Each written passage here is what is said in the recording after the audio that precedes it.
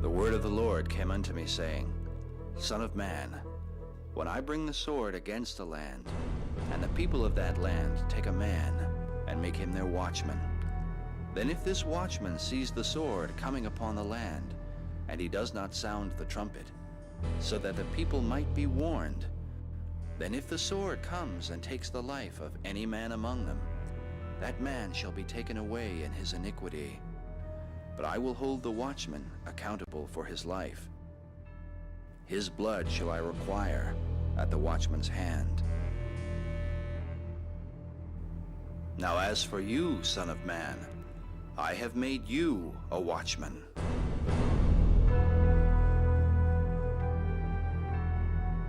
Therefore hear the words from my mouth, and give them warning from me. If I say to the wicked man, O wicked man, you shall surely die, and you do not speak to warn him, that he might turn from his wicked way to save his life, that same wicked man shall die in his sin, but his blood shall I require at your hand.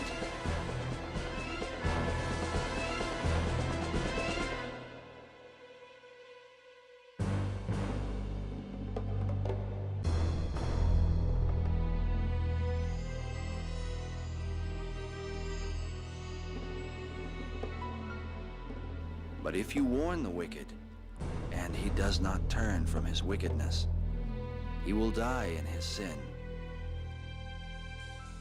But you, O Son of Man, shall have delivered your soul.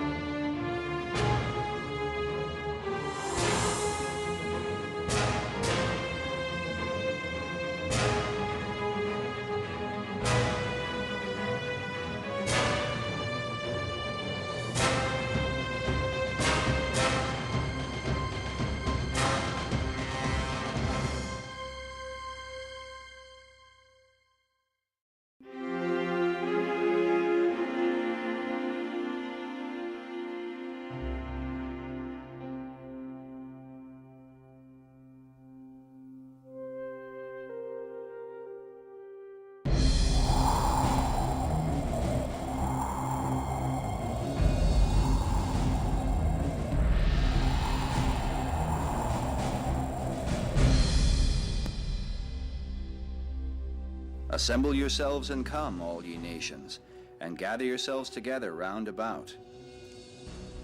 Let the nations be wakened and come up to the valley, for there will I sit to judge all nations.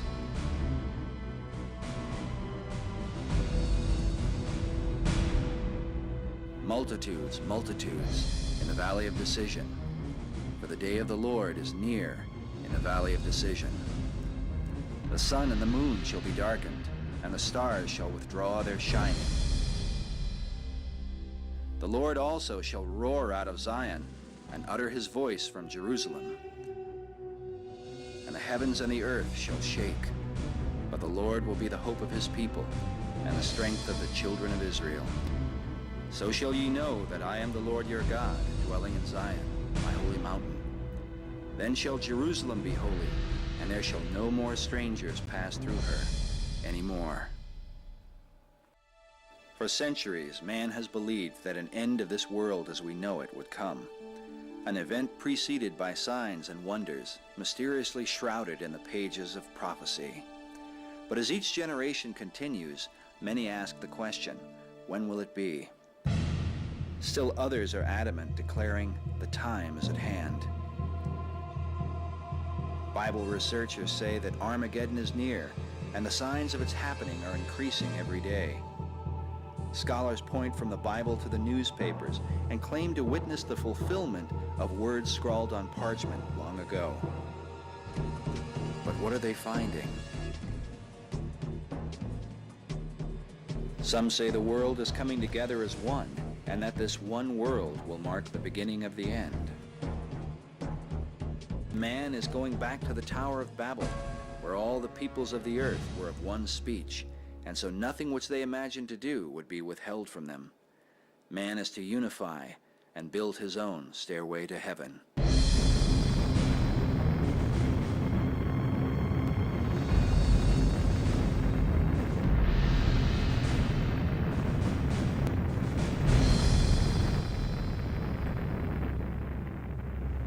A global economy marches forward. The United Nations cry peace and campaign for world government. Meanwhile, the Pope goes forth as the supposed vicar of Christ to gather all nations into a one-world religion. Joining hands with Buddhists, Hindus, voodoo priests, and witch doctors, he tells them, we are all praying to the same God. Can these things be setting the stage for what the Bible declared centuries ago? Well, the world, everybody has multiple good reasons for believing the Bible. You can't escape the Bible. The Bible is primarily prophecy. I think 29% of the Bible is prophecy. And most of the prophecy dealt with, has already been completed because it dealt with the first coming of Christ. Isaiah 46, 9 and 10, God says that he will use prophecy to prove his existence and to prove that the Bible is his word. The Lord says, I am God, and there is none like me, declaring the end from the beginning, and from ancient times the things that are not yet done. He says that he will tell us what is going to happen before it happens.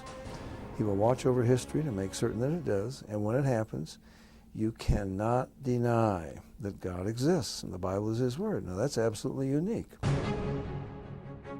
That's one of the characteristics of the Bible that demonstrates that it's not just an everyday book out there. It is supernatural because prophecy has been fulfilled to the letter. There's no book like that in the world. The Quran doesn't claim that. Buddha never claimed that. You know, you won't find it in the Bhagavad Gita, the Ramayana, the Mahabharata, the Hindu Vedas. You name any religious book in the world, the sayings of Confucius or Buddha or whoever it is, there are no prophecies. These are not cheap psychic predictions. These are world-shaping, history-making, world-shaking events that have in fact made the history of this world, that the whole world has witnessed their fulfillment, and they were prophesied centuries, some of them thousands of years before they happened, and you just can't explain it away. Anybody who's a skeptic about this, all they have to do is look to the prophecies dealing with the coming of the Messiah, the first coming, and it lays it all out specifically, where he was going to be born, how he was going to die, just things that no individual, no human being could make up. Well, if all the prophecies of the first coming of Christ have all been fulfilled to the letter, then we could say with great confidence that the other prophecies that are yet to be fulfilled will be fulfilled.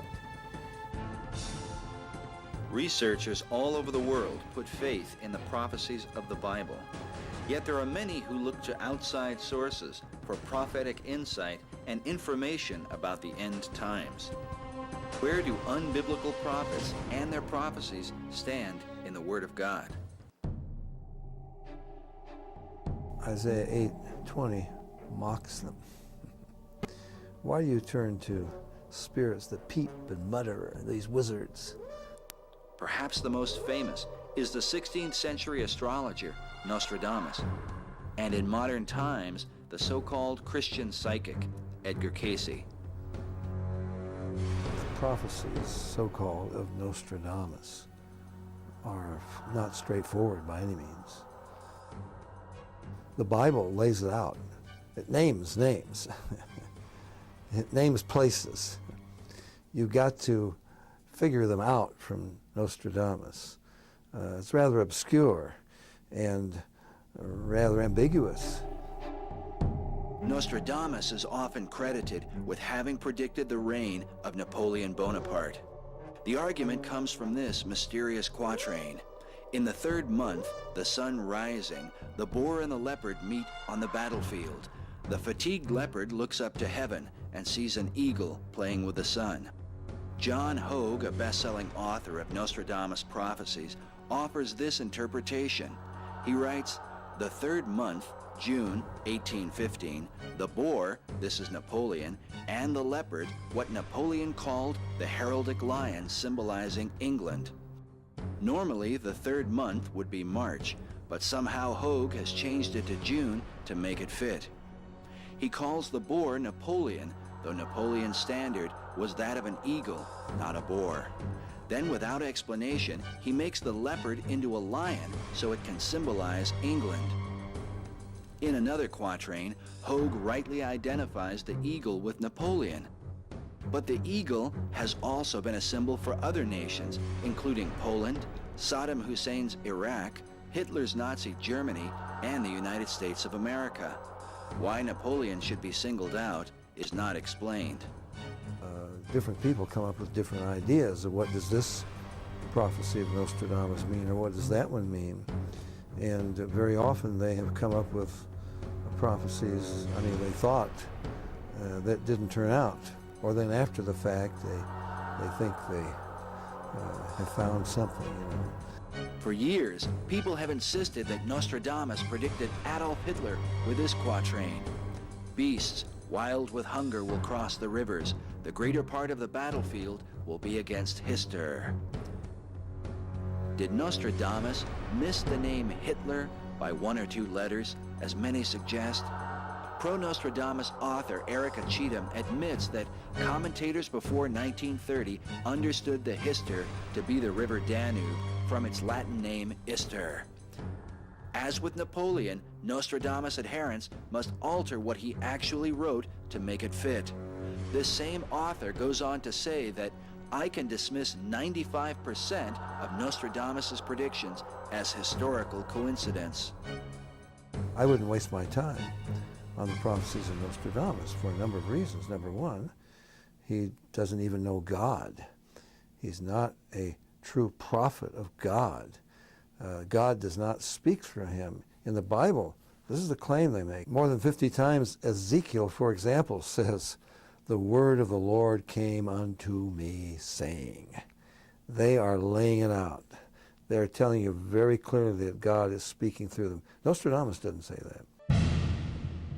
In contrast to biblical prophets, Nostradamus used a form of divination known among witches as scrying. An encyclopedia on witchcraft today defines scrying as concentrating on an object until visions appear. It goes on to say that scrying has been practiced by magicians and witches through the ages. Among the purposes of scrying are predictions of the future. The object on which to concentrate is usually a shiny, smooth surface, such as the crystal ball used by gypsy fortune tellers. Ink, blood, and other dark liquids were used by the Egyptians. Bowls of water were used by Nostradamus. In Deuteronomy, God says, "There shall not be found among you anyone who uses divination, or who practices witchcraft, or one who interprets omens, or a sorcerer, or one who casts a spell, or a medium, or a spiritist, or one who calls up the dead. For whoever does these things is detestable to the Lord."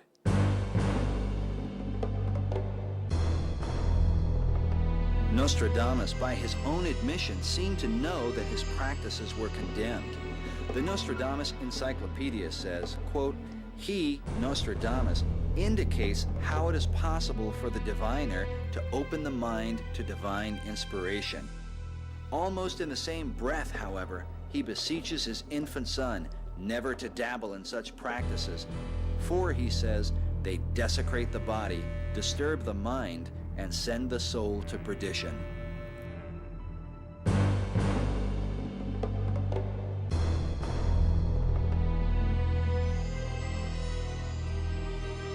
Edgar Casey came to believe, well, he was a Presbyterian Sunday school teacher at one point. He got into this through hypnosis. He had a throat ailment and was healed of it by a hypnotist. And then he began to put himself under self-hypnosis, and then he began to get these visions in that state.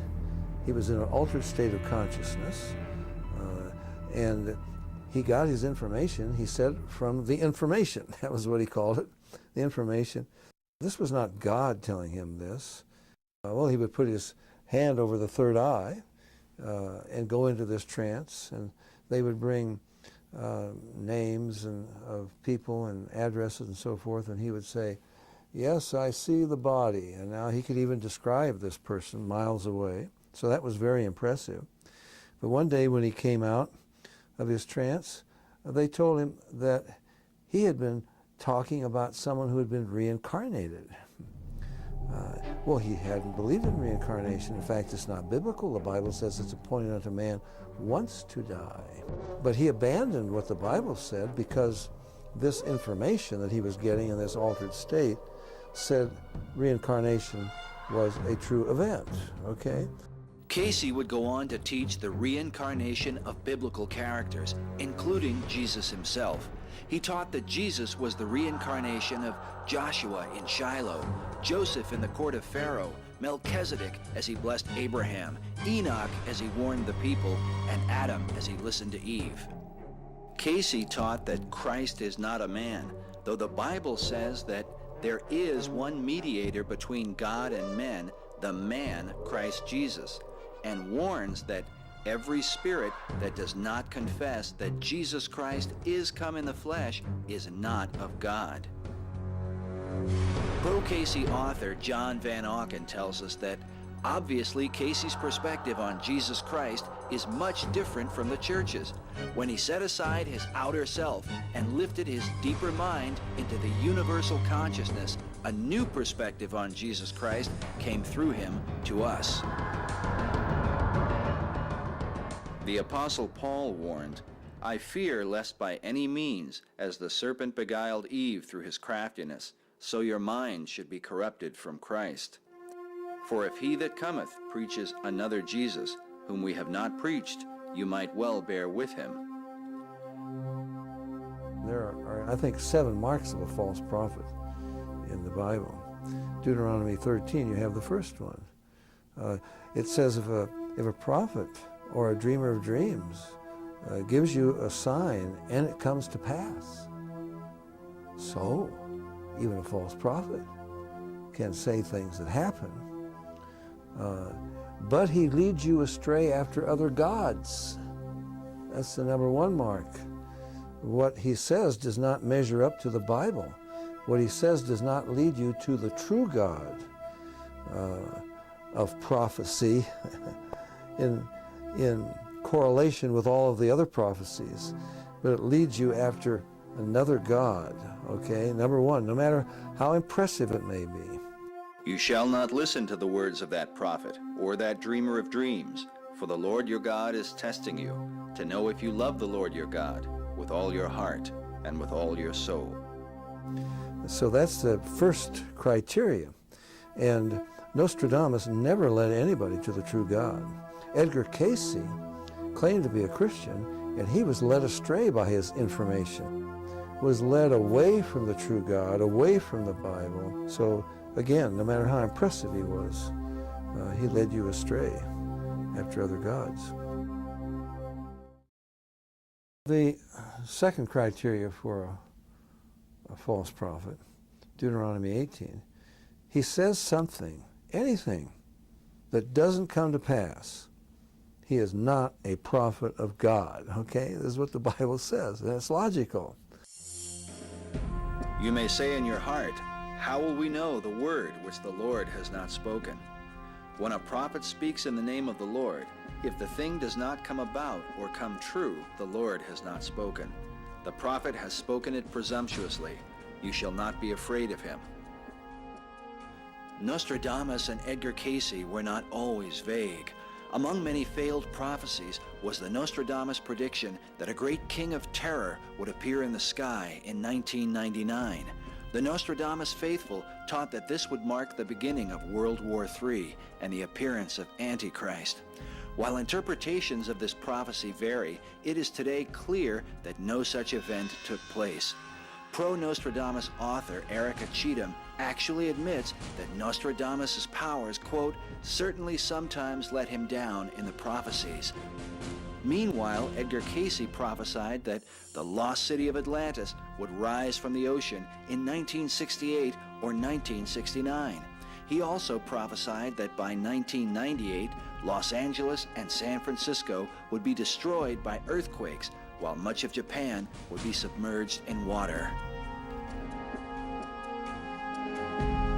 Despite such overwhelming failures, many researchers continue to insist that because such prophets seem partly accurate, their prophecies should be considered.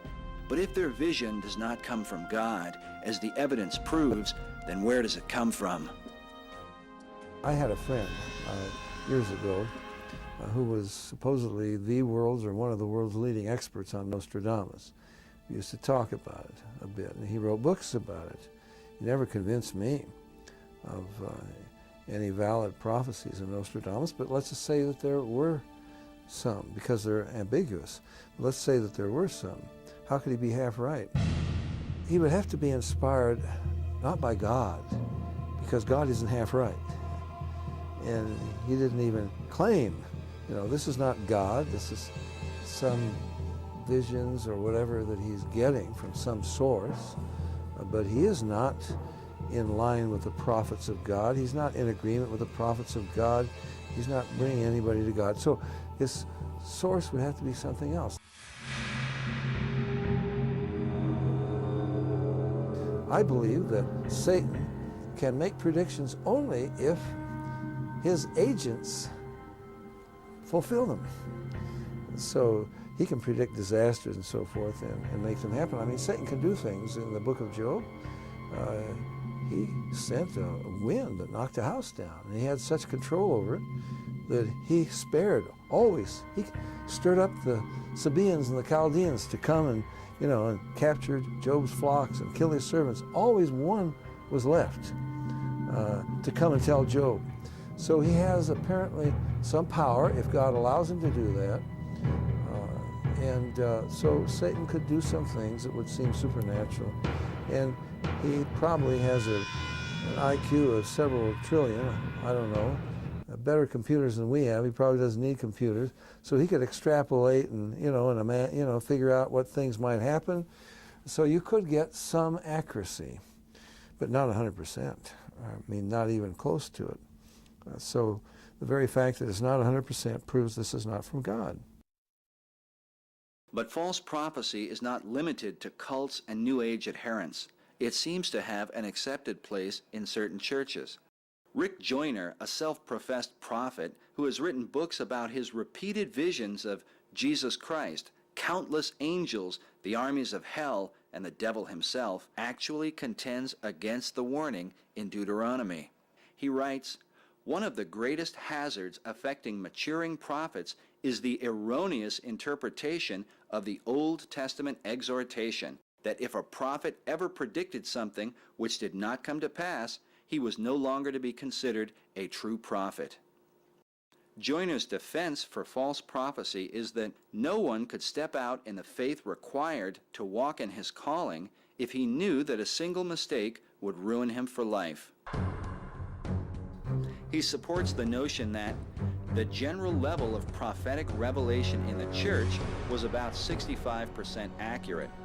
Some are only about 10% accurate. A very few of the most mature prophets are approaching 85 to 95% accuracy. Prophecy is increasing in purity, but there is still a long way to go. This is actually grace for the church now, because 100% accuracy in this ministry will bring a level of accountability to the church which she is too immature to bear at this time.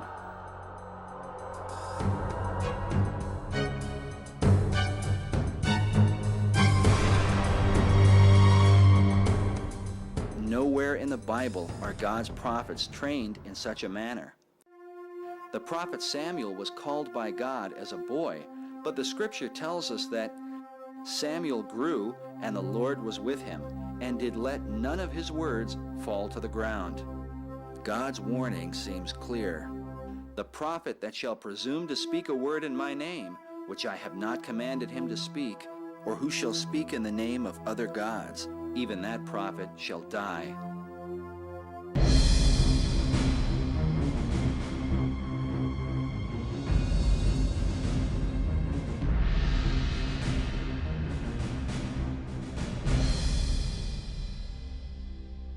Have you not seen a vain vision? And have you not spoken a lying divination? Therefore, thus says the Lord God, because you have spoken falsehood and seen a lie, therefore, behold, I am against you, declares the Lord. My hand will be against the prophets that see vanity and that divine lies. They shall not be in the assembly of my people, neither shall they be written in the writing of the house of Israel. And ye shall know that I am the Lord God.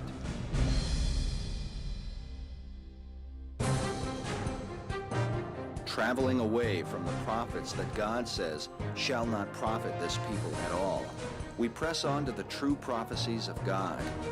As Daniel declared, there is a God in heaven who reveals secrets and makes known what shall be in the latter days. Nearly 2,000 years ago, the Apostle John received a vision of the end of the world. Jesus said to him, "Write the things which thou hast seen, and the things which are, and the things which shall be hereafter." He said, "I, Jesus, have sent mine angel to testify to you these things in the churches." And so John begins his book saying, "Blessed is he that readeth, and they that hear the words of this prophecy, and keep those things which are written therein, for the time is at hand." Certainly the book of Revelation is the premier source of information about the last days. In the midst of many visions, John witnessed something that has intrigued Bible scholars for centuries. A one-world empire that would come to power in the last days. An empire ultimately ruled by one man.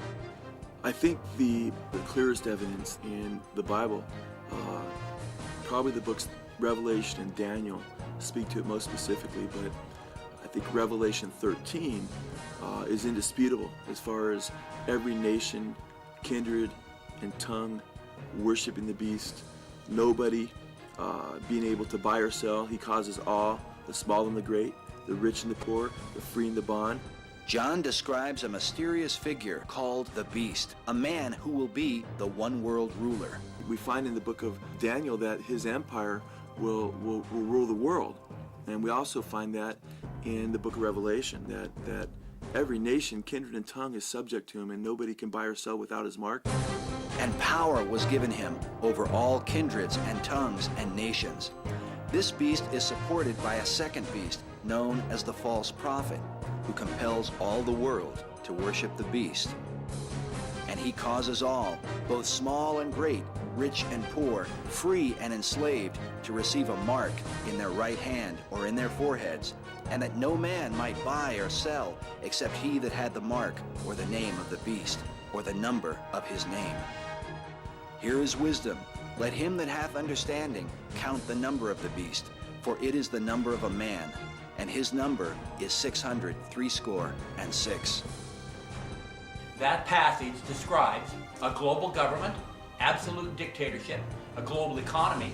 No one can buy or sell unless they have the mark, and a global coercion that is made possible. So if you have everybody, and that covers everybody, and God went to great lengths to say rich and poor, free and bond, and so forth, to make us understand that this was a worldwide unification in every nation, kindred, and tongue.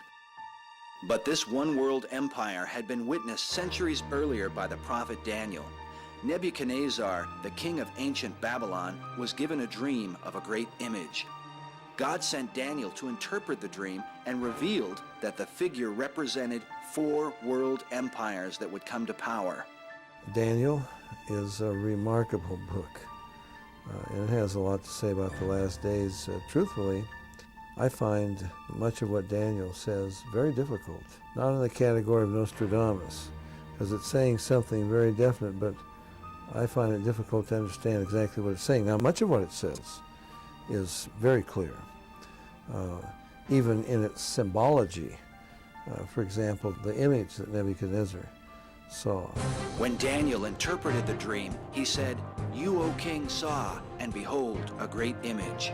This image's head was of fine gold, his breast and his arms of silver, his belly and his thighs of brass, his legs of iron, his feet part of iron and part of clay. You saw till a stone was cut without hands, which smote the image upon his feet that were of iron and clay, and broke them to pieces. Then was the iron, the clay, the brass, the silver, and the gold broken to pieces together, and became like the chaff. And the wind carried them away, that no place was found for them. And the stone that smote the image became a great mountain, and filled the whole earth." Daniel went on to explain the vision, saying, "This is the dream, and we will tell the interpretation thereof." He revealed that the first kingdom was Babylon itself, under Nebuchadnezzar. He said, "You, O king, are a king of kings. You are this head of gold." Daniel went on to describe the future empire, saying, "And after you shall arise another kingdom inferior to you, and another third kingdom of bronze, which shall rule over all the earth. And the fourth kingdom shall be strong as iron, forasmuch as iron breaks in pieces and subdues all things. So it is that this fourth empire is to subdue all the earth." But Daniel continued, saying, "And as the toes of the feet were part of iron and part of clay, so the kingdom shall be partly strong and partly broken. And in the days of these kings shall the God of heaven set up a kingdom which shall never be destroyed. And the kingdom shall break in pieces and consume all these kingdoms, and it shall stand forever. The great God has made known to the king what shall come to pass hereafter, and the dream is certain, and the interpretation of it sure." In time, Nebuchadnezzar was lifted up in pride, and God humbled him by giving him the heart of a beast and driving him from his kingdom. When 7 years had passed, Nebuchadnezzar learned his lesson and was restored. After him came his son, Belshazzar, who held a great feast. In his folly, King Belshazzar brought out the sacred vessels of the God of Israel and drank wine from them while praising other gods. The Bible says that in the same hour came forth fingers of a man's hand and wrote upon the wall of the king's palace. The king was terrified and called for his astrologers and wise men to read the strange writing, but none could do so. So the queen suggested he send for the prophet Daniel. When Daniel arrived, he said, "O thou king, The Most High God gave Nebuchadnezzar your father a kingdom and majesty and glory and honor. But when his heart was lifted up and his mind hardened in pride, he was deposed from his kingly throne, and they took his glory from him. And you, his son, O Belshazzar, have not humbled your heart, though you knew all this, but have lifted up yourself against the Lord of heaven. And they have brought the vessels of his house before you, have drunk wine from them, and you have praised the gods of silver and gold. And the God in whose hand your breath is, you have not glorified. Then Daniel said, this is the interpretation of the thing. God has numbered your kingdom and finished it. You are weighed in the balances and found wanting. Your kingdom is divided and given to the Medes and the Persians. That night, Belshazzar was slain, and so it was that the second kingdom, represented by the chest and 2 arms of silver, was the Medo-Persian Empire under Cyrus the Great, who conquered Babylon in 539 BC. God had even named Cyrus about 2 centuries before his birth in the book of Isaiah. God says of him, Cyrus, he is my shepherd and shall perform all my pleasure, saying to Jerusalem, thou shalt be built, and to the temple thy foundation shall be laid. In fulfillment of God's prophecy, Cyrus was responsible for the return of the Jews to Jerusalem and for the rebuilding of the temple. His kingdom continued for nearly 200 years until the coming of Alexander the Great, the king of Greece, the third empire symbolized by the belly and thighs of brass. Alexander defeated the kings of Media and Persia, an event specifically prophesied by Daniel, who was given a vision of a he-goat and a ram with 2 horns. The prophecy says that the goat smote the ram and broke his 2 horns, and then tells us specifically, the ram which you saw having 2 horns, these are the kings of Media and Persia, and the rough goat is the king of Greece. Alexander himself was prophesied by Daniel, called the Great Horn of the he-goat, telling us that this great horn is the first king of the Greek Empire. The scripture says the goat became very great, but at the height of his power the great horn was broken, and for it came up 4 notable horns toward the 4 winds of heaven. In fulfillment of God's prophecy, when the Greek Empire had conquered most of the civilized world, Alexander, the Great Horn, at the height of his power, was broken off and died suddenly of a fever at the young age of 33.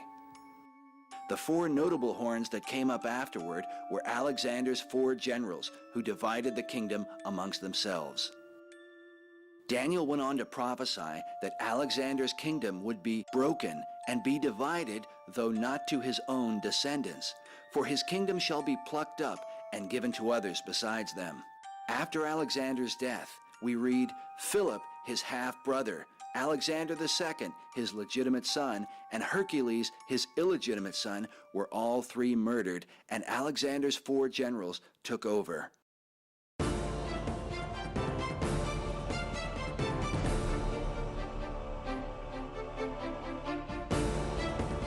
Daniel's prophecies are so specific, even foretelling the reign of Antiochus Epiphanes, who would ruthlessly persecute the Jews in the 2nd century BC, that critics have attempted to argue that Daniel must have been written after the events described. But Daniel's authorship was not questioned until about the 3rd century AD, nearly 900 years after it was written. The first to object was the Greek philosopher and historian Porphyry. The Encyclopedia Britannica tells us that Porphyry was well known as a violent opponent of Christianity and defender of paganism.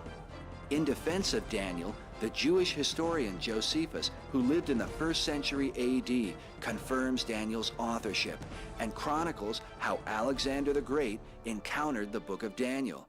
He writes, quote, when the book of Daniel was showed him, wherein Daniel declared that one of the Greeks should destroy the empire of the Persians, he supposed that himself was the person intended.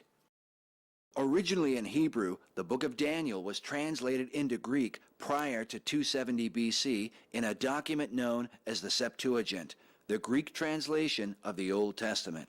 This confirms the writing of Daniel well before a number of the prophecies, including that of Antiochus Epiphanes, occurred. The Septuagint itself is an often debated work, but its history is confirmed by Josephus, who gives a detailed account of how its translation came about in the 3rd century BC.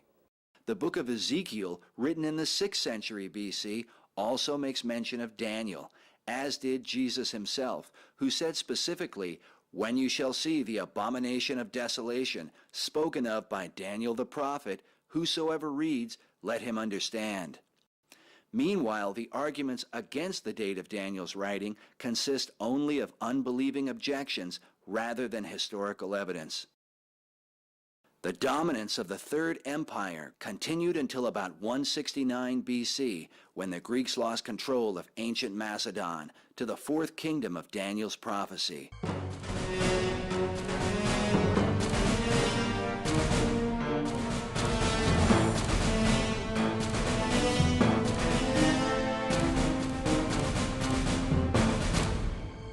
The history of Rome's origin is cloaked in mystery. According to legend, the city was founded by the twins Romulus and Remus in 753 BC. The twins were the illegitimate sons of Mars, the god of war, who raped a Vestal virgin while she slept. When the twins were outcast, they were suckled by a she-wolf, an event commemorated in many Roman images. Another version of the story tells of a shepherd finding them and taking them to his wife, a former prostitute. Part of the mystery of these accounts comes from the use of the word luper, which in Latin means both she-wolf and prostitute, or harlot. In time, the twins would found the city of Rome, named after Romulus, who would murder his brother Remus in a quarrel and become Rome's first king. After a long reign, Romulus vanished into a thunderstorm and supposedly became a god. Later, he reappeared and, descending from the sky, declared to those who listened that, quote, "It is the will of heaven that Rome be the capital of the world." Centuries later, when Rome went from being a republic to a world empire, it was said of her first emperor, Augustus, that he subjected the whole wide earth to the rule of the Roman people. Though mightiest of the four, God's prophecy makes it clear that this fourth kingdom would be divided, a division symbolized by the feet, part of iron and part of clay. Yet some scholars find an earlier division in the two legs of iron. The Roman is depicted by the two legs of this image, and the Roman Empire was indeed split in two, just as that image foretold. The eastern leg of the old Roman Empire. In other words, up till recently, a lot of the prophecy buffs have been looking at the old Roman Empire and looked at Europe and drew this nice little circle around Europe and said, well, it's going to come from one of these countries. Well, what most people forget is that Rome had an eastern leg, and that was the Byzantine Empire, Constantinople, until it fell, I think, 14-something or other to the Turks, became Istanbul. It was split in two in 1054 AD when the Pope in Rome excommunicated Michael Cerularius, the Patriarch of Constantinople, and it was split between Roman Catholicism in the West, Eastern Orthodoxy, Greek and Russian and so forth Orthodoxy in the East. So it was split religiously at that time. It had already been split in 330 AD when Constantine moved his headquarters to Constantinople. You had this whole thriving civilization for, over 1,000 years. That was the Eastern Empire, and didn't break down really until, the Muslims finally took it over.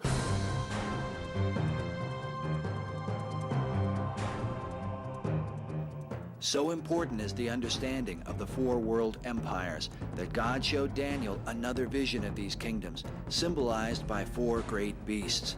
The four beasts parallel the four dimensions of the statue in Nebuchadnezzar's dream. All four beasts are history. There have been four world empires: the Babylonian, the Medo-Persian, the Grecian, and the Roman. While most researchers agree that the first three beasts have come, it is this fourth beast that has yet to reach its complete fulfillment. Of the vision, Daniel wrote, "Behold, a fourth beast, dreadful and terrible. It was diverse from all the beasts that were before it, and it had 10 horns. And there came up among them another little horn, In this horn were eyes like the eyes of a man, and a mouth speaking great things. I beheld, and the same horn made war with the saints, and prevailed against them, until the Ancient of Days came. Then the angel who stood by said, The fourth beast shall be the fourth kingdom on earth, and shall devour the whole earth.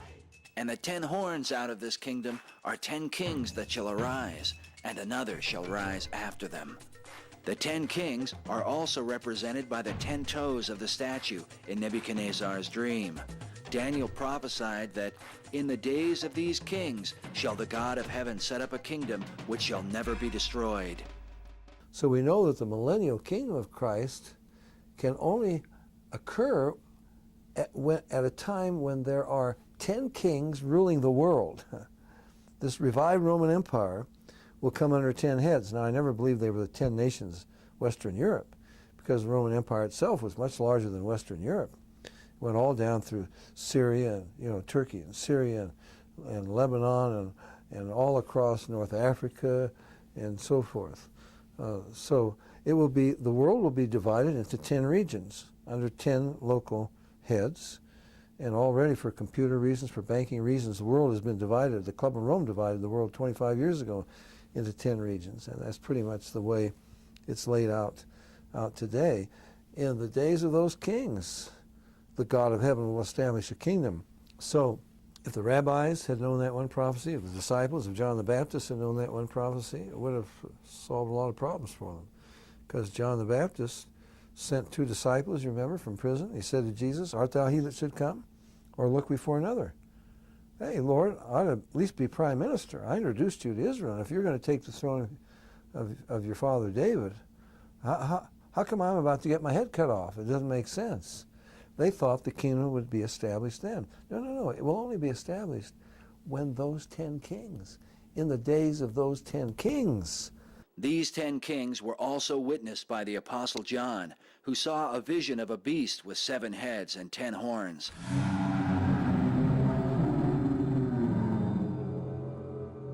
The angel said to him, The 10 horns which you saw are 10 kings. These have one mind, and shall give their power and strength unto the beast.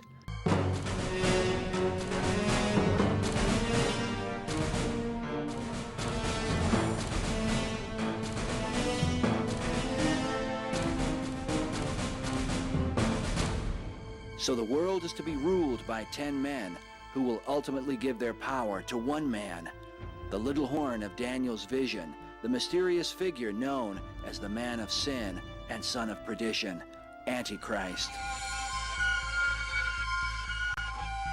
There's some people who say, well, the Antichrist will be somebody from the past like Hitler or Genghis Khan or, who knows what, resurrected.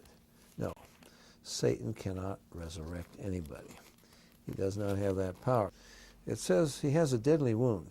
See, people talk about, the fourth beast represents the Antichrist and the revived Roman Empire. Then it says, I saw one of his heads. He's got 7 heads. I saw one of his heads, as it were, wounded to death, and his deadly wound was healed, and all the world wondered after the beast. So this is not a resurrection. The beast has never been killed. You can read your history. I don't know much about history, but I read a little bit of history, and I can tell you, that all down through history, all the great families in Europe, they've all dreamed of the revival of the Roman Empire. This empire has never been dead. It was wounded, as it were, to death, but the deadly wound was healed. This is a healing, not a resurrection. And all the world wondered after the beast, and they worshiped the dragon who gave power unto the beast. And they worshiped the beast, saying, Who is like the beast? Who is able to make war with him? The Bible says that all that dwell upon the earth shall worship him, whose names are not written in the book of life of the Lamb. Scholars believe this worship denotes a one-world religion focused on both the dragon, whom the Bible calls Satan, and the beast, or Antichrist. This apostate church, as some have called it, is symbolized by yet another figure in John's revelation. The angel said to him, Come here, I will show you the judgment of the great harlot that sits upon many waters. So he carried me away, and I saw a woman sit upon a scarlet-colored beast, having 7 heads and 10 horns. And the woman was arrayed in purple and scarlet, having a golden cup in her hand, full of abominations. And upon her forehead was a name written, Mystery, Babylon the Great, the mother of harlots and abominations of the earth. I mean, this is incredible. This is the 4th time this beast has been seen in the Bible. Never did it have a woman on its back before. We never hear an expression of surprise or astonishment from anybody, but now he says, when I saw her, I wondered with great admiration. It's not just, he doesn't admire her, he's astonished. A woman rides the beast, and not like in a rodeo, the critter isn't trying to buck her off. She's apparently in control. A woman on a beast? And this horrible world-devouring creature? And a woman is riding on it, apparently directing it.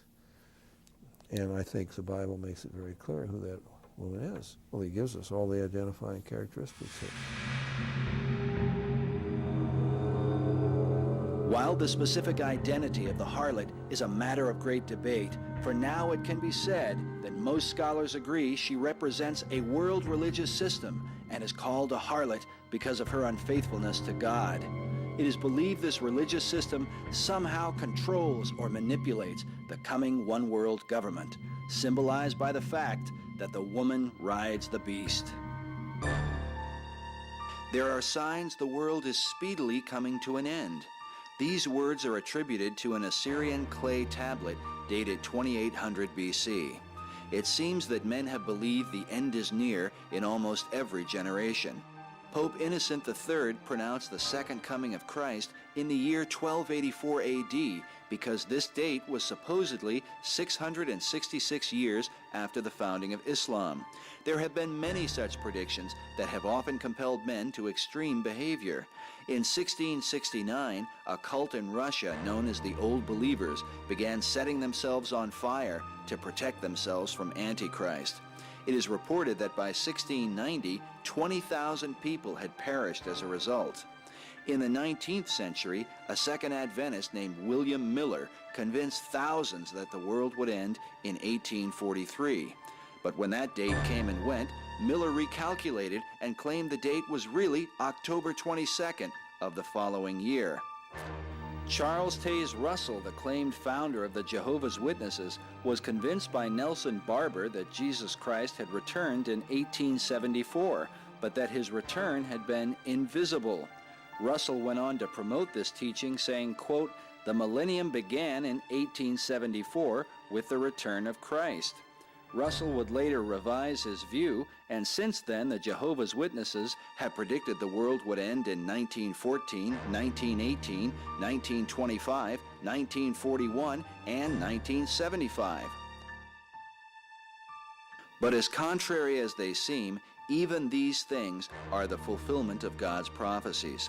Jesus said, "Take heed that no man deceive you, for many shall come in my name, and shall deceive many. False prophets shall rise," he said. "Behold, I have told you before." The Lord said that of that day and hour knows no man. Some have taken this to mean that Christians need not pay attention to Bible prophecy. But Jesus also said, "Watch therefore, because you do not know what hour your Lord will come. And what I say unto you, I say unto all, watch." Considering these things, what is it about this time on earth that sets it apart from all those centuries that have come before us? Any time prior to the 20th century, the 666 and any other date that has actually been predicted would have been an impossibility as far as what the biblical parameters were in the model that Jesus set forth to show forth the end of the world in Armageddon. And we know that because the Bible told us that Israel would have to become a nation again. We know that Israel would have to become a nation again based on several different prophecies. I mean, and the most significant prophecy, I think, has to do with the restoration of Israel to its land, which happened in 1948. Right after World War II, you had this great influx of Jews who became later Israelis into the ancient homeland of Israel after 2,000 years of diaspora. 2,000 years, almost. You've got these people coming from all over the world into Israel in 1948. Now, 48 was when they became a homeland, but prior to that, they were all there. From the end of the war, from 45 on, they were there, and we all know what happens. The British pull out, and, a nation becomes a nation in a day. It's kind of bizarre after 2,000 years. Some have considered that certain prophecies concerning the return of the Jews to the Promised Land may have been fulfilled when they returned from their ancient captivity in Babylon under Nebuchadnezzar. Yet centuries after this return, Jesus prophesied that they would be scattered again in fulfillment of further prophecies. Jesus foretold of the destruction of Jerusalem and the scattering of the Jews, an historic event now known as the diaspora that would occur in 70 AD. He spoke of the days of vengeance, that all things which are written may be fulfilled. For there shall be wrath upon this people, he said, and they shall fall by the edge of the sword, and shall be led away captive into all nations. And Jerusalem shall be trodden down by the Gentiles, until the times of the Gentiles be fulfilled. When he brought them into the land, he warned them, if they disobeyed his voice, he would cast them out, not just next door. He would scatter them to every nation on the face of this earth. You find that in Amos 9:9, you find that in Deuteronomy 28, verse 64. I mean, all through the Bible, over and over and over, God said he would scatter them, he would sift them like wheat among all the nations of the earth. And it happened. We call them the wandering Jew. You find them everywhere. And God said that during their dispersion, they would be hated, persecuted, killed, mocked like no other people on the face of this earth. Anti-Semitism is laid out in detail. In the Old Testament, God said to the children of Israel, "It shall come to pass, if you will not hearken to the voice of the Lord your God, that all these curses shall come upon you."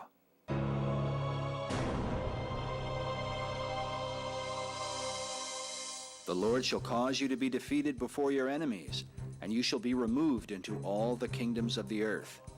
And you shall be left few in number, whereas you are numerous as the stars of heaven, because you would not obey the Lord your God. And the Lord shall scatter you among all people, from the one end of the earth to the other. And among these nations you will find no ease, neither shall the sole of your foot find rest.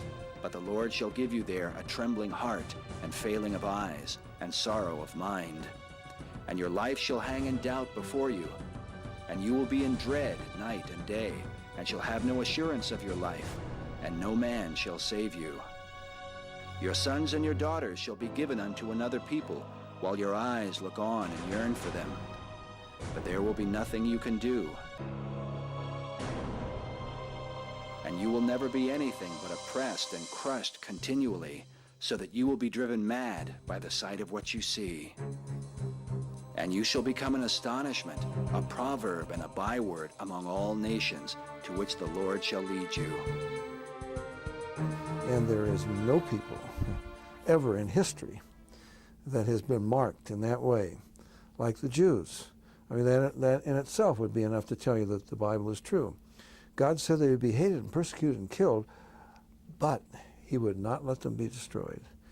Hear the word of the Lord, O you nations. He who scattered Israel will gather him and keep him as a shepherd does his flock.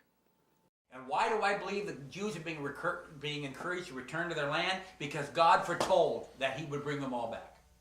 He said at the end of the age in Old Testament prophecies that they would not, that he would bring them back as, back to the land. And that once they were back to the land, they would never more be thrown out of it. And I will bring back my exiled people Israel, and they shall build the waste cities and inhabit them. And they shall plant vineyards and drink their wine. They shall also make gardens and eat the fruit of them. And I will plant them upon their land, and they shall no more be pulled up out of their land, which I have given them, saith the Lord thy God. So if you see Israel destroyed and annihilated, well, then we can throw away our Bibles. and find another religion to believe in. Because God said absolutely clearly He would not allow them to be defeated.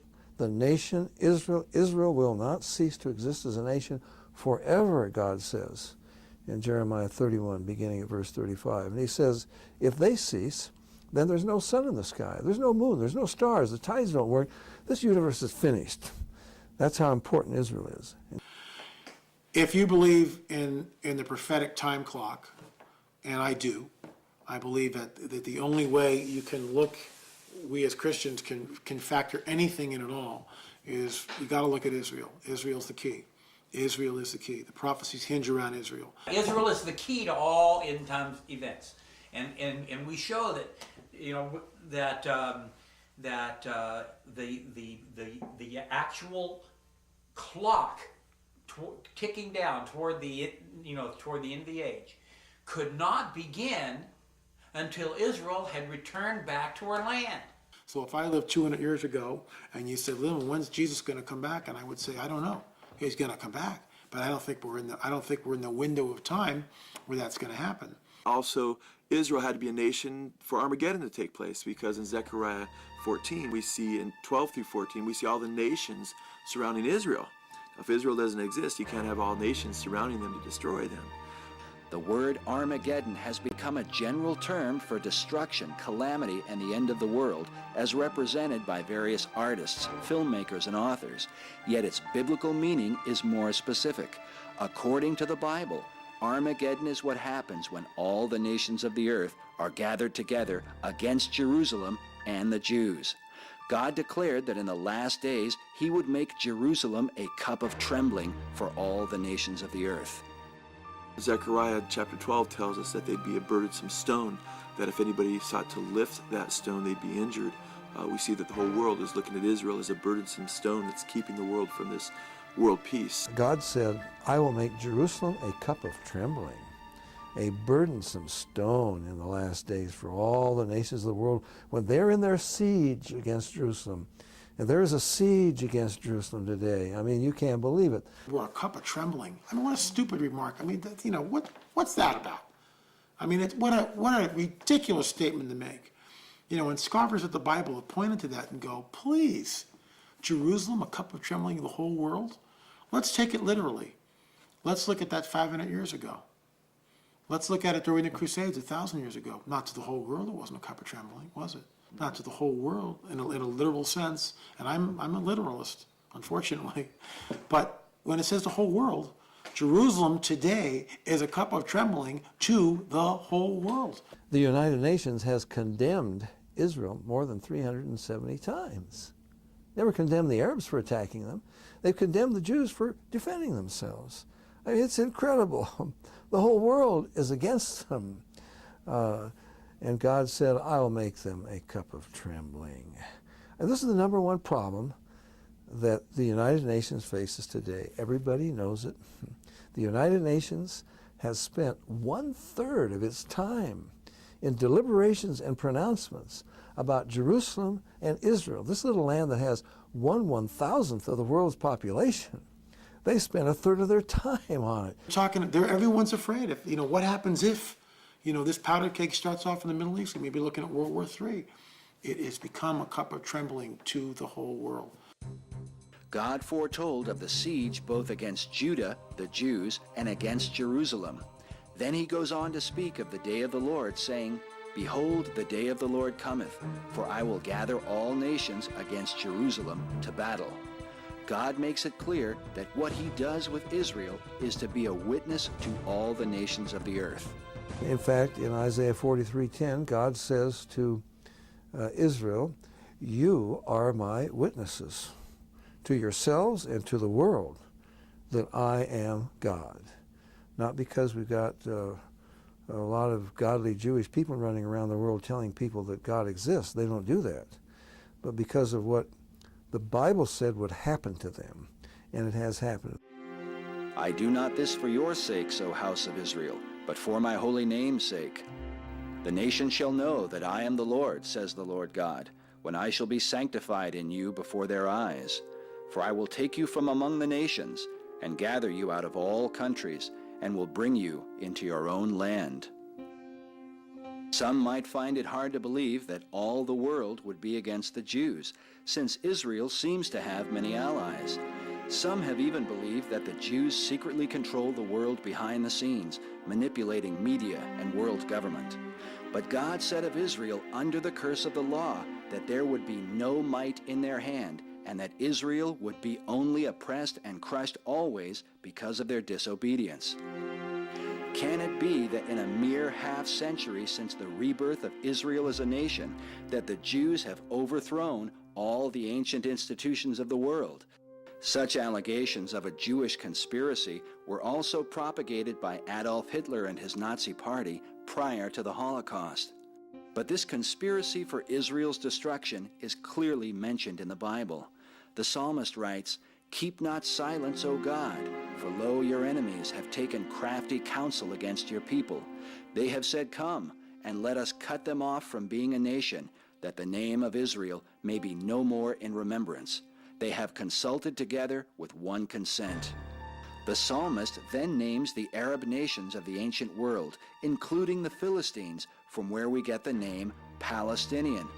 Is it any wonder that the leader of the modern Palestine Liberation Organization, Yasser Arafat, has openly declared, quote, "Peace for us means the destruction of Israel and nothing else." But this desire is not confined to the Arabs, despite outward appearances. In 1994, John Loftus and Mark Ahrens, two secular authors, published their best-selling controversial work, The Secret War Against the Jews. Based upon 12 years of research, having interviewed more than 500 former officers of the intelligence community, the opening line of the introduction reads, quote, "The major powers of the world have repeatedly planned covert operations to bring about the partial or total destruction of Israel." Meanwhile, the publisher includes this review saying, quote, "The authors demonstrate that numerous Western countries, especially the United States and Great Britain, have conducted repeated and willful spying missions on Palestine and later Israel over many decades. While on the surface these two countries and others profess to be ardent allies of Israel, they work in fact through their intelligence services to betray Israel's secrets to the Arabs. Their motive, oil and multinational profits, which must be attained at any price."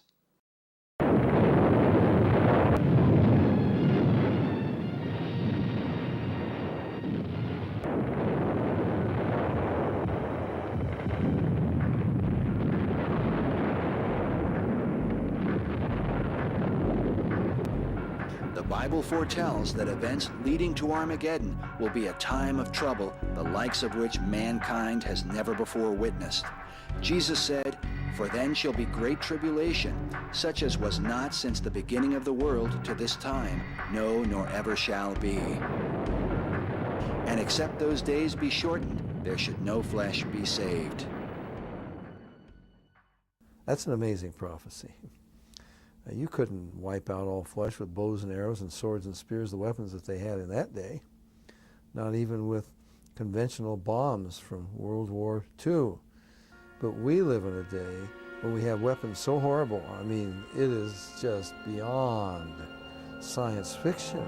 You give us an address anywhere, and we'll send a bomb right through the front door from 500 miles away. Man has the power to destroy the earth completely. Now, that's never happened before. They couldn't do it with bows and arrows and horses and so on and so forth. In fact, the Bible says the nations will turn their weapons on each other in Zechariah 14, and it says that as they're standing, their eyeballs and their tongues will be consumed and dissolved out of their mouths while they're on their feet.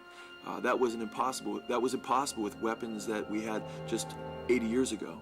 You couldn't have even foreseen when this prophecy, Jesus says, "Unless I intervene, no flesh is left."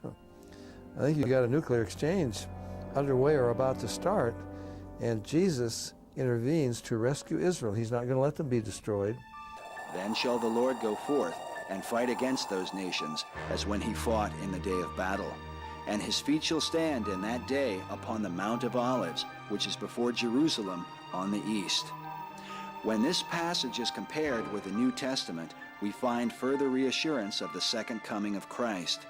In Acts chapter 1, Jesus stood upon the Mount of Olives with his disciples. Perhaps they were considering Zechariah's prophecy when they asked, "Lord, will you at this time restore again the kingdom to Israel?"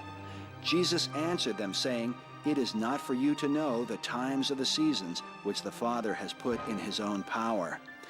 Then as they beheld him, he ascended into heaven. The disciples seemed to watch in confusion, and so 2 men stood by in white clothing, who said to them, "You men of Galilee, why do you stand gazing up into heaven? This same Jesus who is taken up from you into heaven shall so come in like manner as you have seen him go into heaven." The angels seemed to be reassuring the disciples that Jesus would indeed fulfill Zechariah's prophecy, that even as he ascended from the Mount of Olives, he would likewise return, and his feet will stand in that day in the same place he departed. And he destroys Antichrist, because it's Antichrist. I believe it's not just Russia, in my opinion, and the Arab nations and Confederacy and so forth. Sure, they're there, but it's the whole world. United States, too, everybody. And they're vying with one another, you know. The kings come from the east, maybe they can take over at this time. I don't know. It gets to be a whole mess in Armageddon. And God says in Ezekiel 38 that he brings the nations there to judge them, to punish them for what they've done to his people Israel. He also is punishing Israel. This is the final punishment for Israel. Jeremiah 30 verse 7 is called the time of Jacob's trouble, but he will be preserved out of it. So God is going to punish the world, and he's going to chastise his people. And then Christ will intervene, or there wouldn't be anybody left on this earth. I mean, we can turn this earth into a sterile bit of dust, not even a microbe, not even a mosquito or a cockroach left. We have the weapons to do that. And that's an amazing prophecy. That's Armageddon. But how will all nations be gathered together against Jerusalem unless they are somehow united in a common cause? Bible researchers believe that cause will be the last day empire prophesied through Daniel and witnessed by the Apostle John. This empire will consist of a one-world government, a one-world religion, and a world economy, all united under a one-world leader, known in the Bible as Antichrist. And you can see it happening before your very eyes. This world church, really, the ecumenical movement, is going to be united with the world government. Now we also have a hierarchy of elitists who are steeped in the mystery religions, who want power. A very modern, a modern embodiment of that would be Hitler, who brought about the Second World War because he wanted power. He was in an occult mystery religion, and he believed that the Aryan super race could take over the world. That we're heading for a world government, there's no doubt that we're and that everything will be controlled with a number, that you won't be able to buy or sell and so forth. I mean, we have the computers today to do it. You couldn't have even imagined what that would mean 100 years ago. The Word of God says that the spirits, the demonic world, go forth to the kings of the world and gather them together for the battle of the great day of God Almighty, which in the Hebrew tongue is called Armageddon. So that these spirits had an objective, and it is to unite the world and bring the world against Christ in Armageddon. Why do the nations rage and the peoples imagine a vain thing? The kings of the earth set themselves, and the rulers take counsel together against the Lord and against his Christ. So we have got hundreds and hundreds and hundreds of organizations that are working, in a sense, networking with each other to bring about a religious philosophy that will ultimately usher in the Antichrist. So when the Bible talks about the man of lawlessness, a one world government, a one world religion, you can bank on it. World government has been declared by some of the greatest leaders and influential minds of the last century. The focus of their desire is supposedly world peace. Albert Einstein said, mankind's desire for peace can be realized only by the creation of a world government. Einstein also declared, quote, "There is no salvation for civilization or even the human race other than the creation of a world government." Meanwhile, Nehru, the leader of India during the days of Mahatma Gandhi, declared, "I have long believed the only way peace can be achieved is through world government." We have arrived at a stage where the next step must comprise a world and all its states submitting to the authority of world organization. Mortimer Adler said, "World peace is impossible without world government." And Sir Winston Churchill declared, "The creation of an authoritative world order is the ultimate aim toward which we must strive." French President Charles de Gaulle seemed adamant when he said, "Nations must unite in a world government or perish." Walter Cronkite said concerning nuclear devastation that, quote, "If we are to avoid that catastrophe, a system of world order, preferably a system of world government, is mandatory. The proud nations someday will see the light, and for the common good and their own survival, yield up their precious sovereignty, just as America's 13 colonies did 2 centuries ago." In 1992, Strobe Talbot, President Clinton's Deputy Secretary of State, was quoted in Time magazine saying, "In the next century, nations as we know it will be obsolete. All states will recognize a single global authority. National sovereignty wasn't such a great idea after all."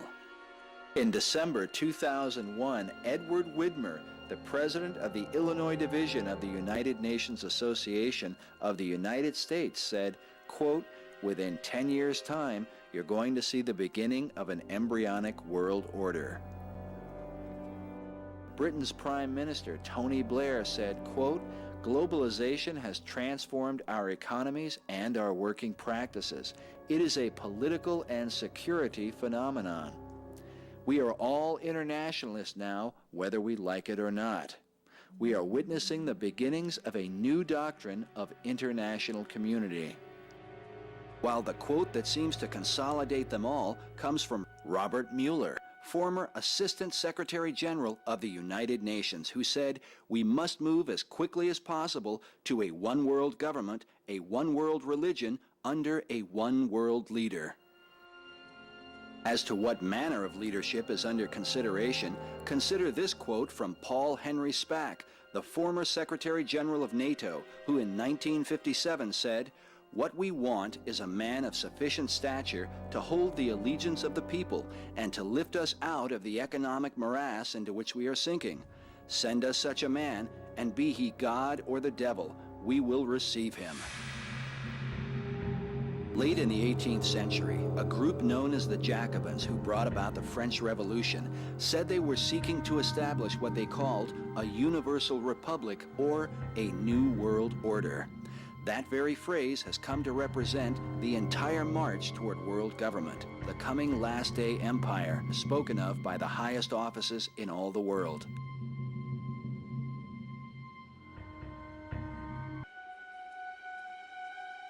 Robert Kennedy, the former U.S. Attorney General in 1967, said, "All of us will ultimately be judged on the effort we have contributed to building a new world order." In October 1967, Richard Nixon was quoted in Foreign Affairs saying, "The developing coherence of Asian regional thinking is to evolve regional approaches to development needs and to the evolution of a new world order." A few years later, the New York Times reported that Nixon spoke of the talks as a beginning, merely reiterating the belief he brought to China that both nations share an interest in peace and building a new world order. On July 26, 1968, the Associated Press reported that New York Governor Nelson A. Rockefeller says as president he would work toward international creation of a new world order. In 1976, a new document surfaced that was called the Declaration of Interdependence. It was signed by 32 U.S. senators and 92 representatives in Washington, D.C. It read, in part, 2 centuries ago, our forefathers brought forth a new nation. Now we must join with others to bring forth a new world order. And Henry Kissinger, in an address before the United Nations in 1975, said, "So we say to all peoples and governments, let us fashion together a new world order." In 1994, Kissinger stated that the New World Order cannot happen without U.S. participation, as we are the most significant single component. Yes, there will be a New World Order, and it will force the United States to change its perceptions. This New World Order goal is supposedly for the good of all mankind, as Nelson Mandela affirmed in the Philadelphia Inquirer in October of 1994, when he said, "The New World Order that is in the making must focus on the creation of a world of democracy, peace, and prosperity for all." Democratic leader Richard Gephardt in the Wall Street Journal said, "We can see beyond the present shadows of war in the Middle East to a new world order where the strong work together to deter and stop aggression." This was precisely Franklin Roosevelt's and Winston Churchill's vision for peace for the post-war period.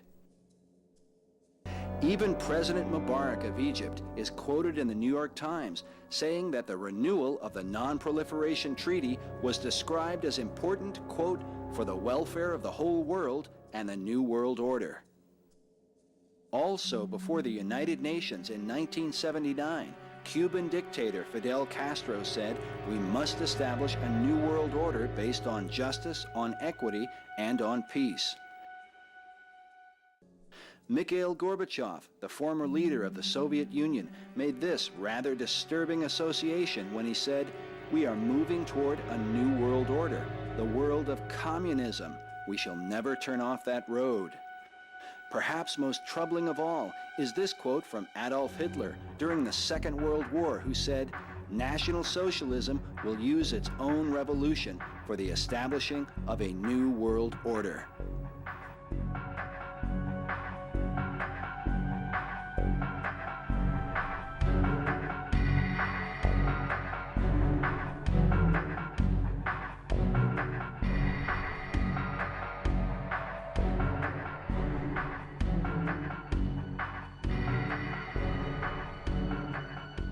Such disturbing statements about the New World Order are not confined to Hitler.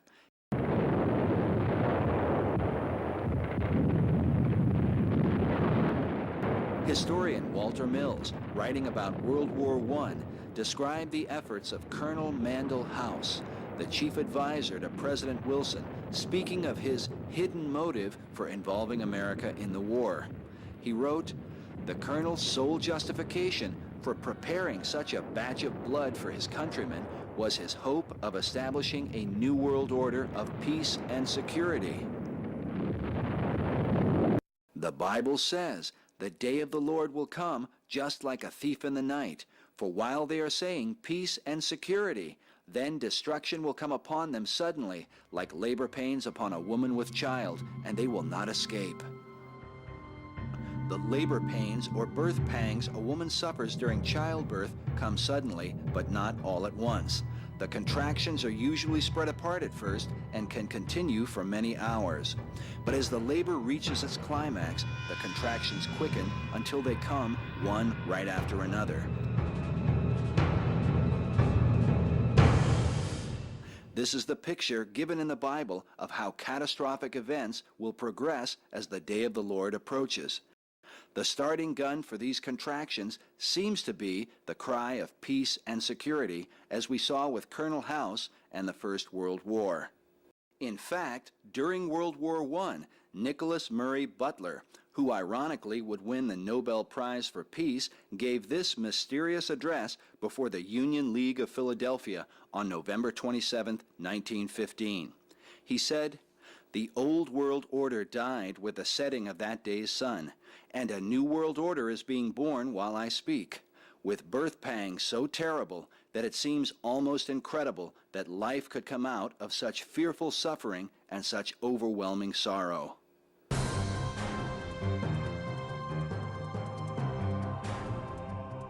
An estimated 16 million lives were lost during World War I. But the conflict to come would make the Great War pale by comparison.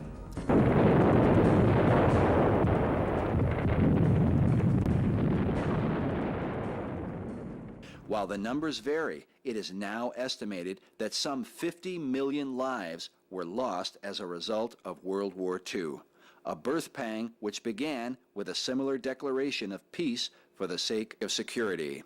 British Prime Minister Neville Chamberlain met with Adolf Hitler in 1938 to draft the Munich Accord for the purpose of supposedly providing security for Czechoslovakia and to assure the peace of Europe. Chamberlain arrived back in London with this historic announcement. This morning, I had another talk with the German Chancellor, Herr Hitler. And here is the paper which bears his name upon it as well as mine. We regard the agreement signed last night and the Anglo-German naval agreement as symbolic of the desire of our two peoples never to go to war with one another again.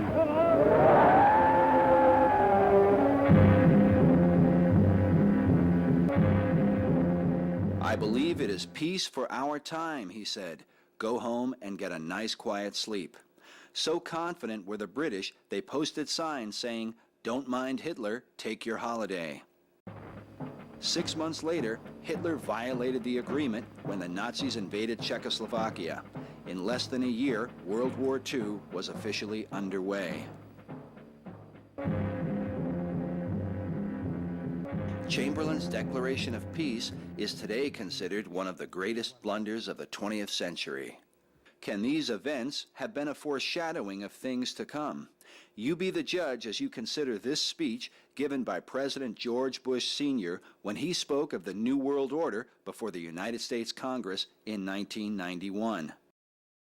A new world order where diverse nations are drawn together in common cause to achieve the universal aspirations of mankind: peace and security, peace and security, freedom, and the rule of law. Some find it interesting that President Bush made this declaration on September the 11th, 1991, exactly 10 years prior to the destructive attack on America. But Bush had spoken of the New World Order a year before. Concerning the crisis in the Persian Gulf, he said, "Out of these troubled times, a new world order can emerge." These words he spoke on September the 11th, 1990, 11 years prior to America's tragedy. Can all these things be merely coincidence? And why would world government and a desire for peace and security bring about destruction? Jesus said, "My peace I give unto you, not as the world gives, give I unto you." Can it be that the world peace pursued by kings and rulers is somehow contrary to the peace of Christ?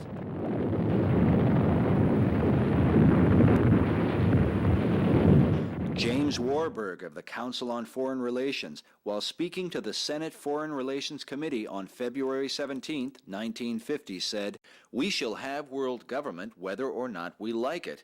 The question is only whether world government will be achieved by consent or by conquest."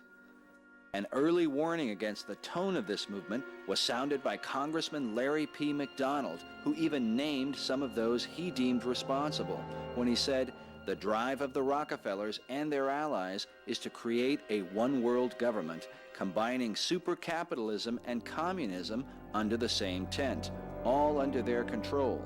Do I mean conspiracy? Yes, I do. I am convinced there is such a plot, international in scope, generations old in planning, and incredibly evil in intent." Arthur Schlesinger Jr. in the July-August 1995 issue of Foreign Affairs said, "We are not going to achieve a new world order without paying for it in blood as well as words and money." Decades earlier, famed author H.G. Wells, who wrote such works as The Time Machine and The Invisible Man, was also a member of a controversial group known as the Fabian Socialist Society. While his science fiction books are well known, Wells also wrote a little-known work titled The New World Order, published in 1939. In it he states, "Countless people will hate the New World Order and will die protesting against it. When we attempt to evaluate its promise, we have to bear in mind the distress of a generation or so of malcontents, many of them quite gallant and graceful-looking people." So affected was he by his research on the subject that author Ralph Epperson compared the New World Order to George Orwell's 1984. He said, "It might have been George Orwell in his book 1984 that best summarized what the New World Order had in store for the world when he wrote, 'If you want a picture of the future, imagine a boot stamping on a human face forever.'" Thankfully, the Bible tells us that the tribulation brought about by this New World Order empire will not last forever, but the Lord himself will intervene on behalf of those who put faith in him. But before that hour comes, Jesus said that the world would suffer affliction worse than any it has ever before seen.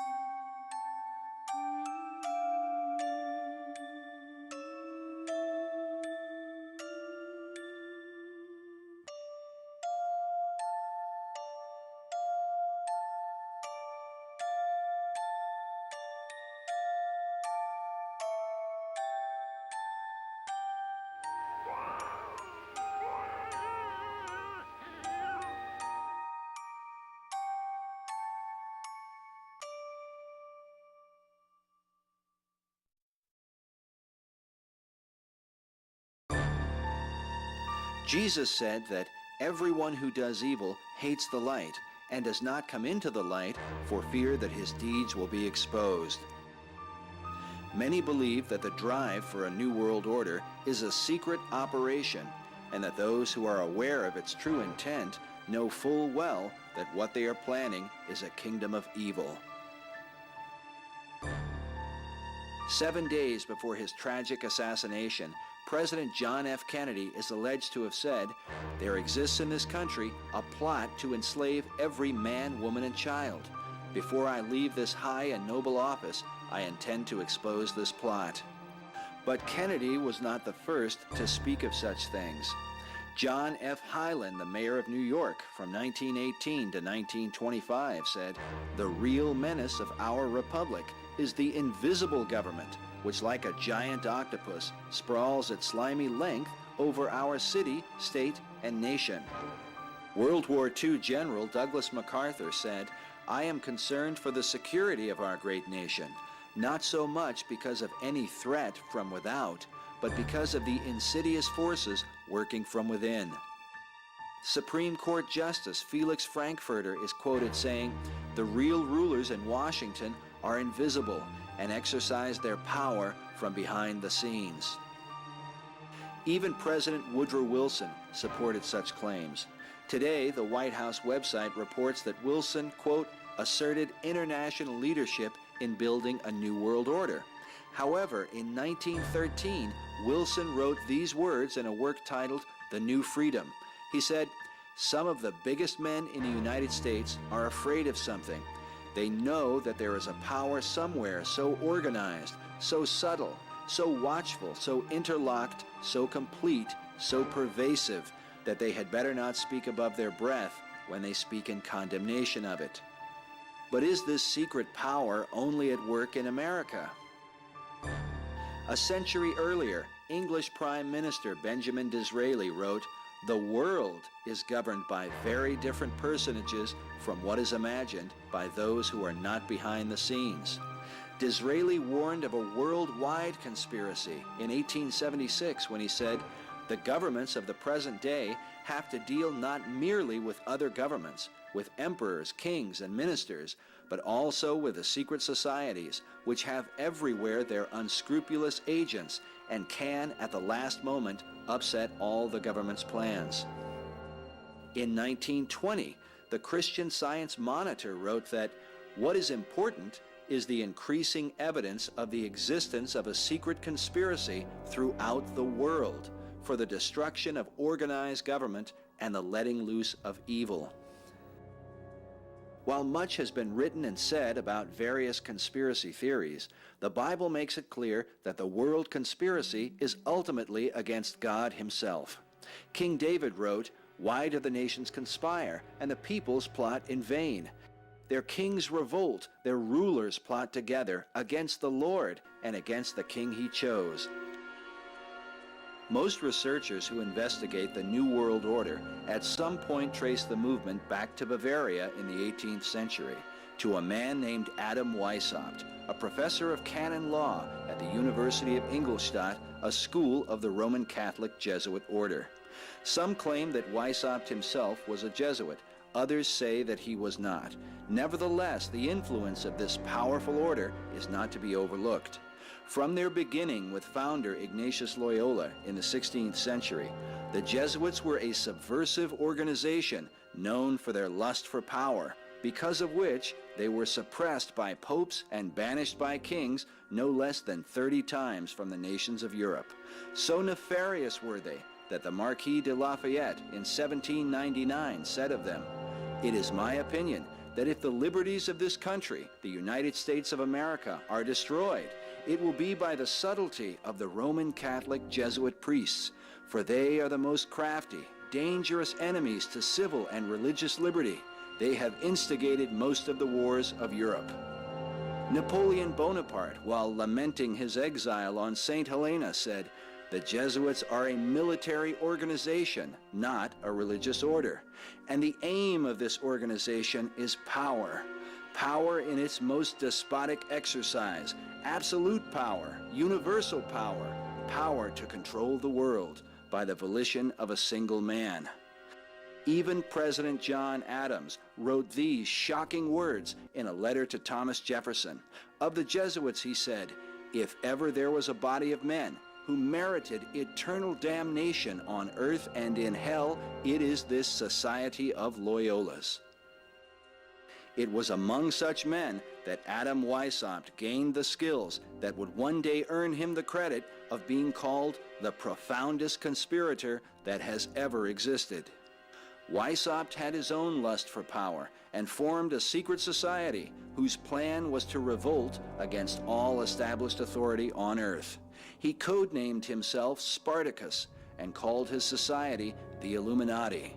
The name Spartacus pertains to the ancient gladiator who rebelled against the tyranny of Rome, while the name Illuminati pertains to the greatest rebel of all time.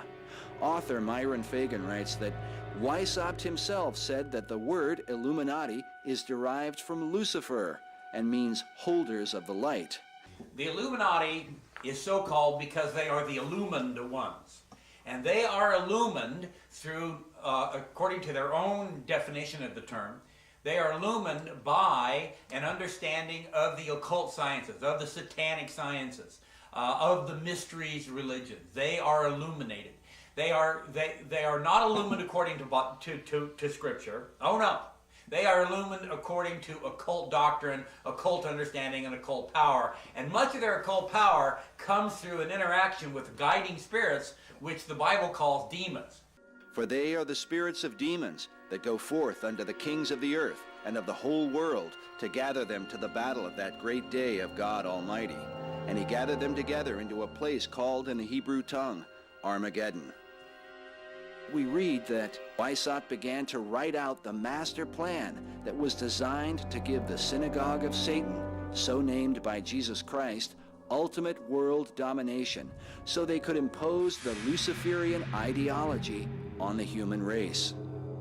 But in order for Weishaupt to bring forth his new order, he needed to somehow destroy the old order. The method he chose was to bring about a world revolution.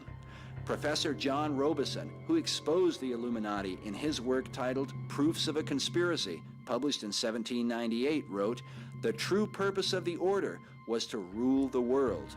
To achieve this, it was necessary for the order to destroy all religions, overthrow all governments, and abolish private property." Because the average man would not openly follow a satanic plan, the agenda of the Illuminati was to be concealed through secret societies, some of which trace themselves back thousands of years. It was these same powers that Prime Minister Benjamin Disraeli warned were contending against the governments of the world. This plan that goes back hundreds, if not thousands of years, tends to be kept in the bowels of these blood oath secret societies. And by that I mean the Shriners, the Freemasons, the Odd Fellows, the Illuminati, the Order of the Palladian. There are literally dozens of names down throughout the centuries that this goes by. But it has to be in one of these groups where you have to swear to kill a fellow member of the society if they reveal the secrets, or you yourself be killed by a member of the society if you reveal the secrets. That's what blood oaths are. And they start out bad, but they get worse as you go up in the organization. Now, not all of them take it all that seriously. Some of them just do it because, as I was promised when I was 21, you become a Mason, your financial fortunes are guaranteed for the rest of your life. And, I bolted. I said, no, I'm not. I don't think Christ would approve of this. Weishaupt saw in the ancient orders of Freemasonry an opportunity to commission foot soldiers for his cause of world domination. He wrote that none is fitter than the 3 lower degrees of Freemasonry. The public is accustomed to it, expects little from it, and therefore takes little notice of it. Weishaupt felt that Masonry was the easiest way to get a good Christian guy on the path of destruction, essentially, where you can have them take little baby steps on this path. It's a system they've been working on for thousands of years. They've really got it down. They know how to gradually, gently corrupt people from Christendom, first of all, to deism. Of course, deism is where, yes, God started the world, but then he took off, and he has no place in the affairs of men now. And so you don't have to worry about God, you don't have to worry about heaven and hell. You just kind of do your thing and everything will be okay. Deism to atheism is the next step. Atheism, where you claim there is no God, and then of course the next step is out and out Satanism. And interestingly enough, Satanists know there's God, know there's a heaven and hell, and they just choose hell, and they choose to drag as many people into hell as they can. Yes, Masons were instrumental in the founding of this country. A large percentage of the founding fathers were Masons, but that doesn't mean that a large percentage of the founding fathers were evil men. You have to look at Masonry as a way to get good Christians, to lure good Christians gradually over to deism, to atheism, and eventually to Satanism. That's the purpose of Freemasonry. It's to lure good people into these evil roads. Why? Because if you have an evil secret society where you're trying to create the Antichrist here on earth, not many people are going to come and join up. So you have to convince them that they're doing something good for the world, gradually get them in, and little by little try to corrupt them. Weishaupt gained the allegiance of low-level Masons by telling them that the Illuminati held the true sense of Christianity. "Behold our secret," he said. "If in order to destroy all Christianity, all religion, we have pretended to have the sole true religion, remember that the end justifies the means." Because of this, some have argued that Weishaupt corrupted Freemasonry. He didn't have to corrupt Masonry. Masonry is a corruption skateboard ready-made for his purposes. There's no difference with what Weishaupt did. He just put a name to it and he got caught. That's the only difference. That whole system, this what do you want to call it? A sleigh ride into hell, descent into hell, has always been in existence. It's just Masonry formalized it, categorized it, worked on it, perfected it, and then Weishaupt came along and said, well, now how do we just make them go a little faster? That's all he did. The religion of Masonry, while often cloaked with Christian titles, is actually based upon the ancient mystery religion of Babylon and Egypt. These same mysteries governed the worship of Medo-Persia, Greece, and Rome. The mysteries are often symbolized by the all-seeing eye, sometimes called the Eye of God. But the God of Masonry is not the same as the God of the Bible. None was more adamant about this point than the man considered by many to be the most influential Mason of all time, Albert Pike. Albert Pike was a Confederate Civil War general who was the head of American Freemasonry in the post-Civil War period. He was probably he's certainly the most important American Mason. His book, Morals and Dogma, is required reading for every Freemason. He says on page 624, the 28th degree, Teachings of the 28th Degree, he says, quote, Masonry is identical with the ancient mysteries. Okay? And then he goes on, he says, we reproduce the speculations of the philosophers, the Kabbalists, the mystiques, and the Gnostics, unquote. Well, these were all systems, religious systems, that worshipped Lucifer. Pike probably mistakenly reveals his true intent because he speaks of Lucifer frequently. When he says we are identical to all the mysteries, the mysteries were all brought under God's condemnation and destroyed at one point or another in history. From the Babylonian mysteries to the Egyptian mysteries to the peoples living in the land of Canaan. When the major reason God destroyed them, He ordered them to be killed, man and women and child, as they were all worshiping Satan. Now see, Masons distinguish between Lucifer and Satan. Masons believe that Lucifer is the light bearer, the good God, and that the Christian God is called Adonai, the evil God. They use as their justification that if the Christian God was a good God, then there wouldn't be this Garden of Eden problem where because you ate of the apple, now you have to suffer and you have to, the sweat of your brow, you have to make your living. Well, women have to give birth in pain, etc. No good father would do that to his children. So the Christian God is the evil God, where Lucifer is the good God because he'll give you everything you want. He'll fulfill your every desire.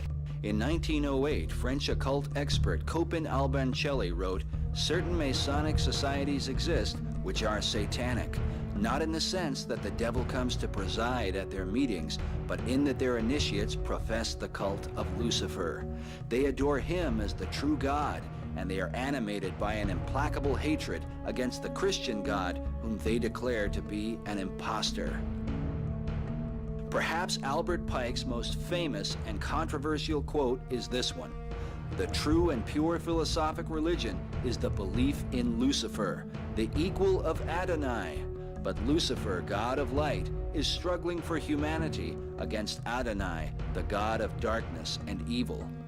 Because of this, occult author Edith Starr Miller wrote, Luciferian occultism controls Freemasonry. It is important to remember that the lower ranks of Masonry are largely unaware of the deception of their leaders. Master Mason Manly P. Hall, who said that when the Mason learns the mystery of his craft, the seething energies of Lucifer are in his hands, also made it clear that Freemasonry is a fraternity within a fraternity, an outer organization concealing an inner brotherhood of the elect. Meanwhile, Albert Pike wrote in his famous Morals and Dogma that symbols are displayed to the initiate, but he is intentionally misled by false interpretations. It is not intended that he shall understand them, but it is intended that he shall imagine that he shall understand them. Jesus said, I spoke openly to the world, and in secret have I said nothing. Nevertheless, secret societies by their very nature openly reject the example of Christ. As Albancelli wrote, it is professed in these societies that all that the Christian God commands is disagreeable to Lucifer. In consequence, one must do all that the Christian God forbids, and one must shun like fire all that he commands.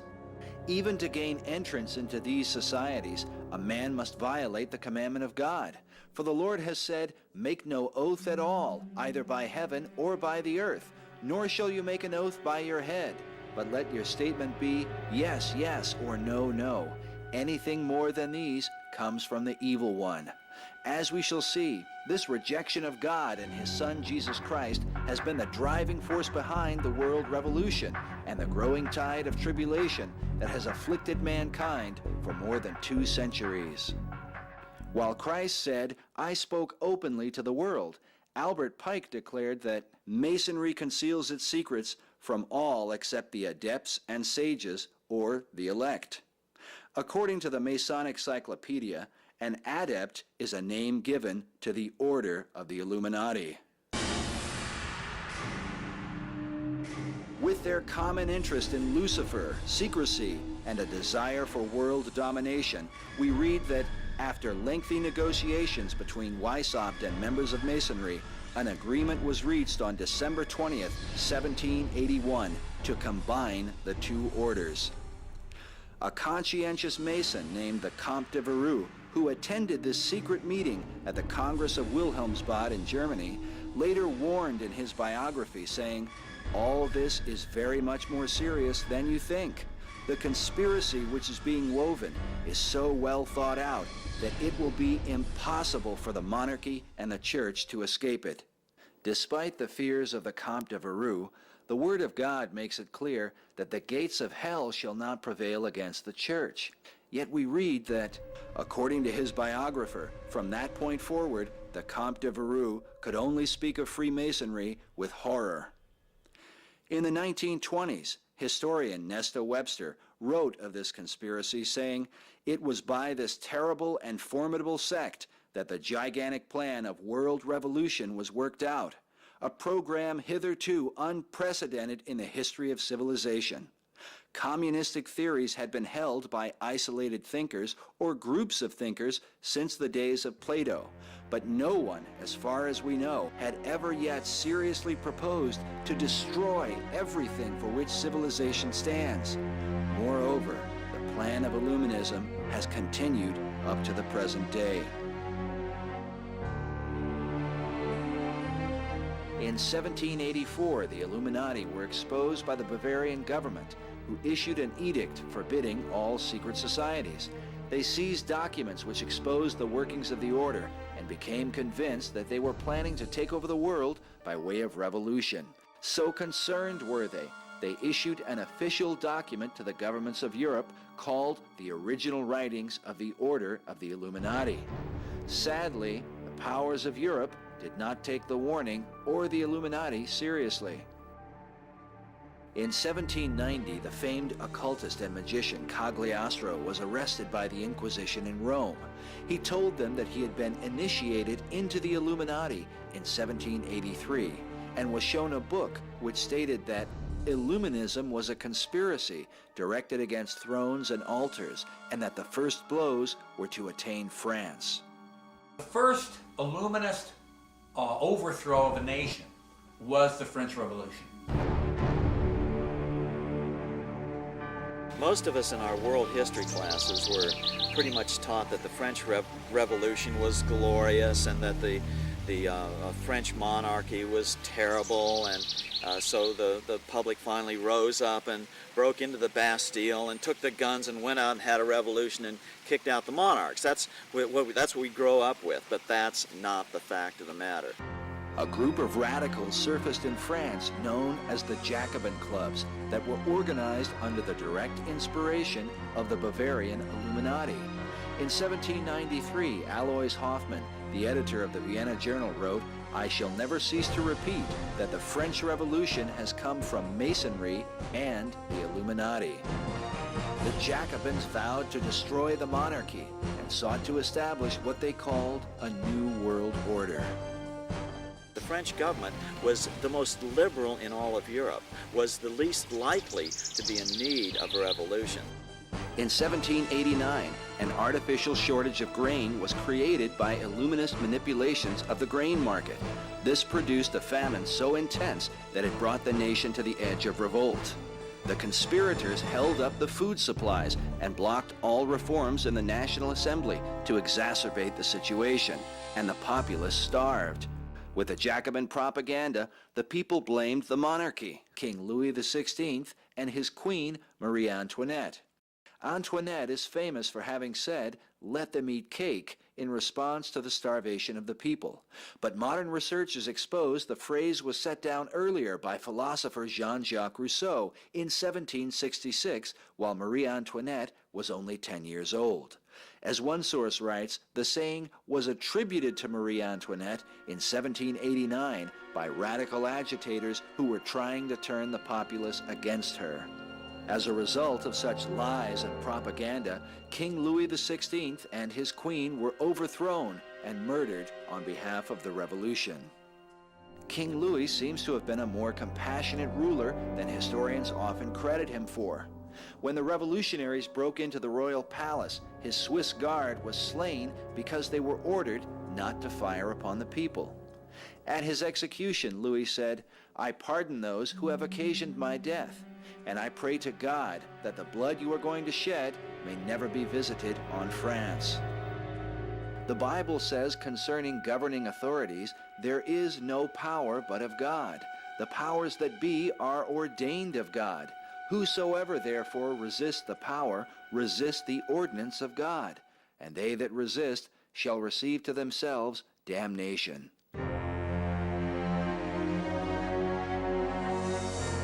While pretending to fight for the rights of the people, the Jacobins with their satanic agenda became more bloody and tyrannical than most monarchies have ever been. Terror was rampant in the streets of Paris. The full horror of government by Satanism was being played out, complete with human butcherings and cannibalism. During the Reign of Terror, approximately 18,000 citizens were sent to the guillotine, and many more died in prison without being formally brought to trial.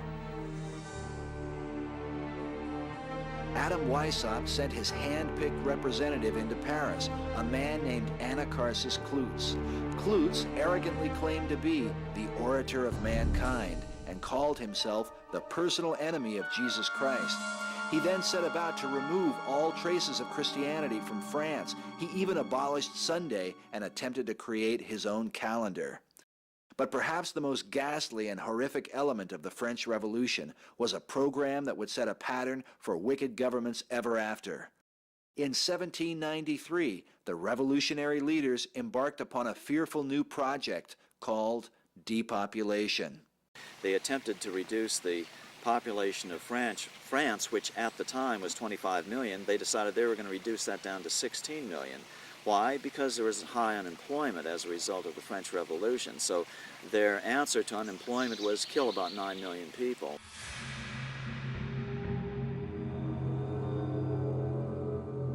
The Jacobins toiled over maps and selected in each region the number of citizens to be murdered. In Nantes, 500 children were killed in one butchery, and 144 poor women who sewed shirts for the army were thrown into the river. Stone quarries were a favorite site for mass extermination, and it was said that many quarry operators had to shut down due to the piles of bodies. While the depopulation program failed to achieve its goal of slaughtering 9 to 17 million people, the death toll taken at the time records about 300,000 murdered.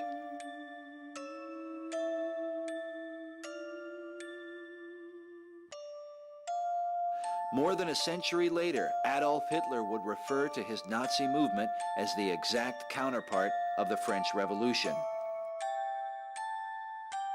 Dr. Brzezinski, the former National Security Advisor in 1993, estimated that in the 20th century, 167 to 175 million lives were deliberately extinguished by politically motivated carnage. Many have come to believe that such carnage began with the Jacobin depopulation program. In time, the Jacobins desired to foment a second revolution in America. They wanted to bring the French Revolution over to America, which was after the American Revolution. But the American Revolution didn't turn out the way the French Revolution did. Christianity remained very strong and a strong part of the new American government, where religion was eliminated in France by the French Revolution. So the French didn't like that. They wanted to come and have re-revolution in America. In 1785, the Columbian Lodge of the Order of the Illuminati was established in New York City. Oddly enough, the Illuminati were supported by some Americans, most notably Thomas Jefferson. Jefferson publicly defended Adam Weishaupt and attacked those who wrote exposures of the Illuminati. Alexander Hamilton, the Secretary of the Treasury, charged that Jefferson had helped to foment the French Revolution, while the Reverend Jedediah Morse, the father of Samuel B. Morse, who invented the telegraph, declared that Jefferson was an Illuminatus.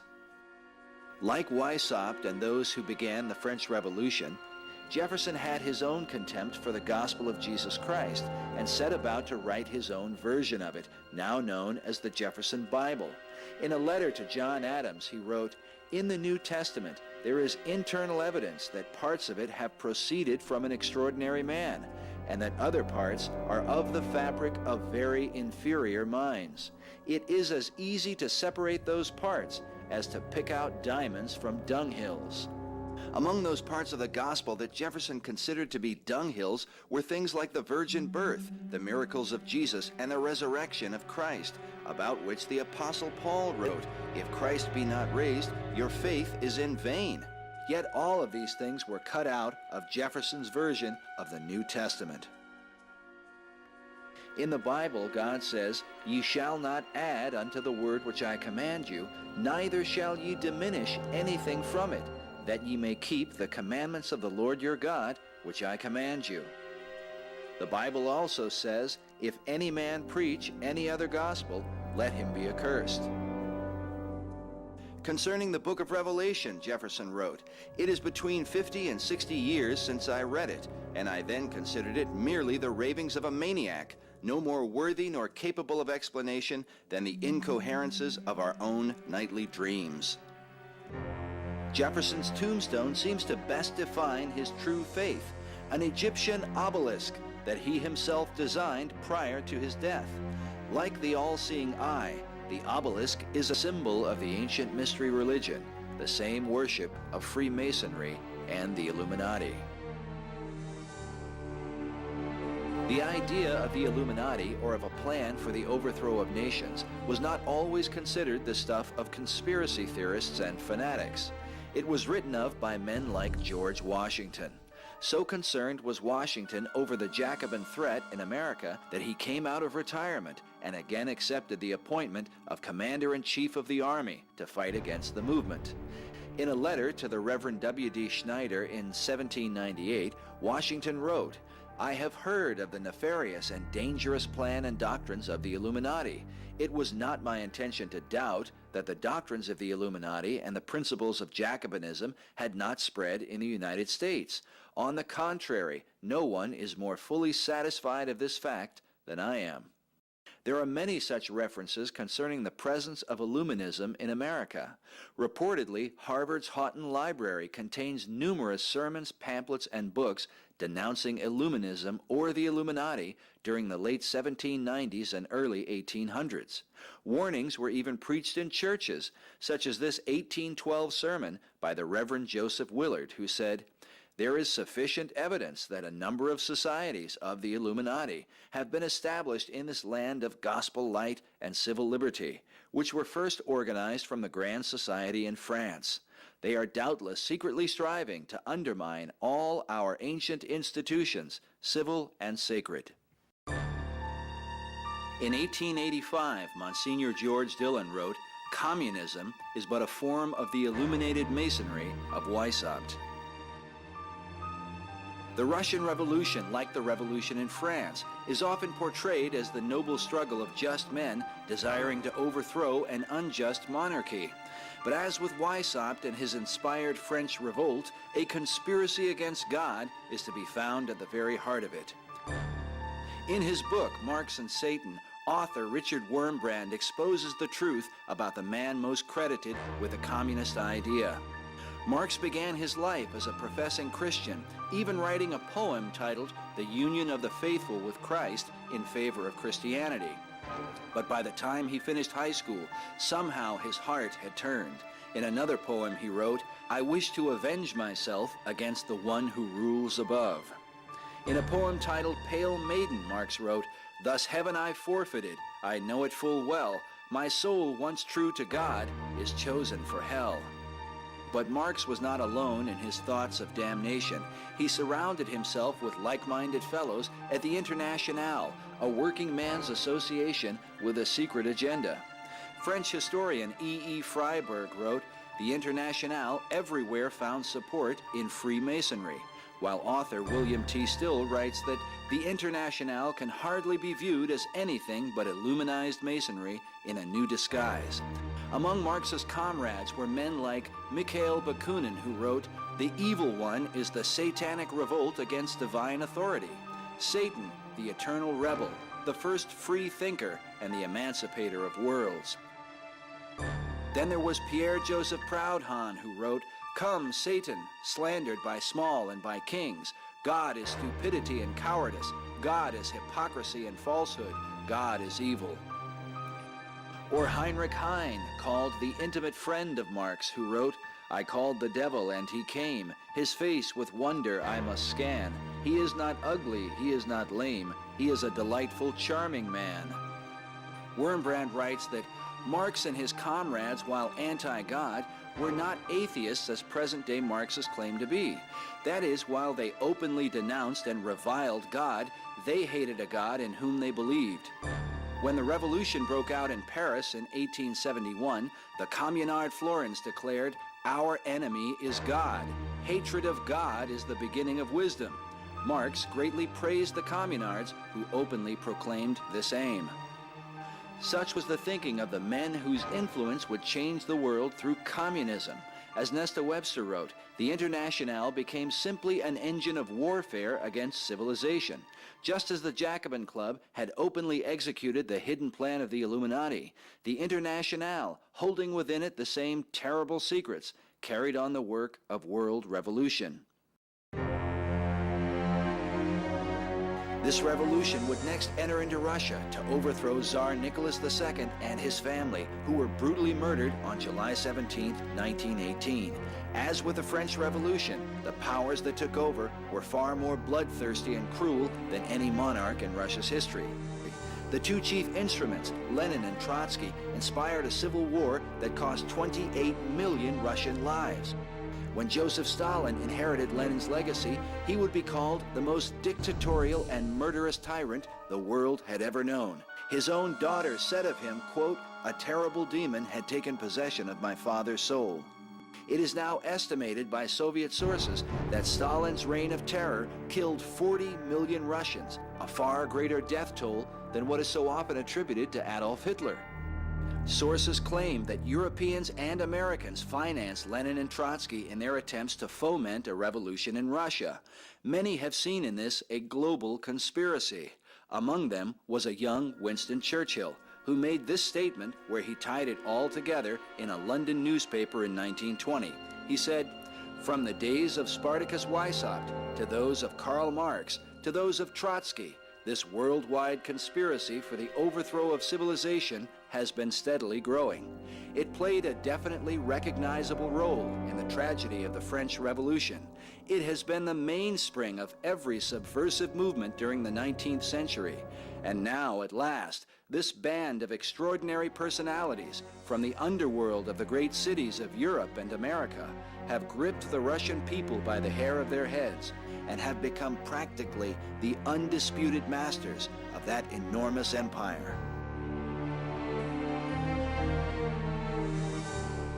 Yet in 1945, Churchill would be among the three leaders at the infamous meeting at Yalta, an historic event that many argue was a gigantic push for the New World Order. Is it possible that somehow Churchill's youthful convictions changed 25 years later? For now he would sit in support of the very movement he sought to expose.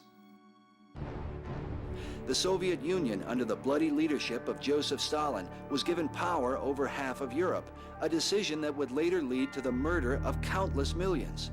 It is said this was largely due to the efforts of Franklin D. Roosevelt.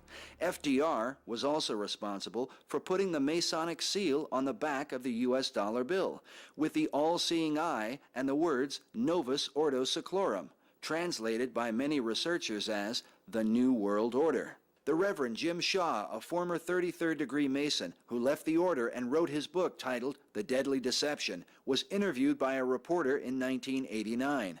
We read that, concerning the famous picture at the Yalta Conference, Reverend Shaw said, and there they were, Roosevelt, Churchill, and Stalin, all three Masons. Some may suggest that Yalta was simply the poor judgment of men who did not realize what they were doing. But is it possible that a much greater agenda was at work?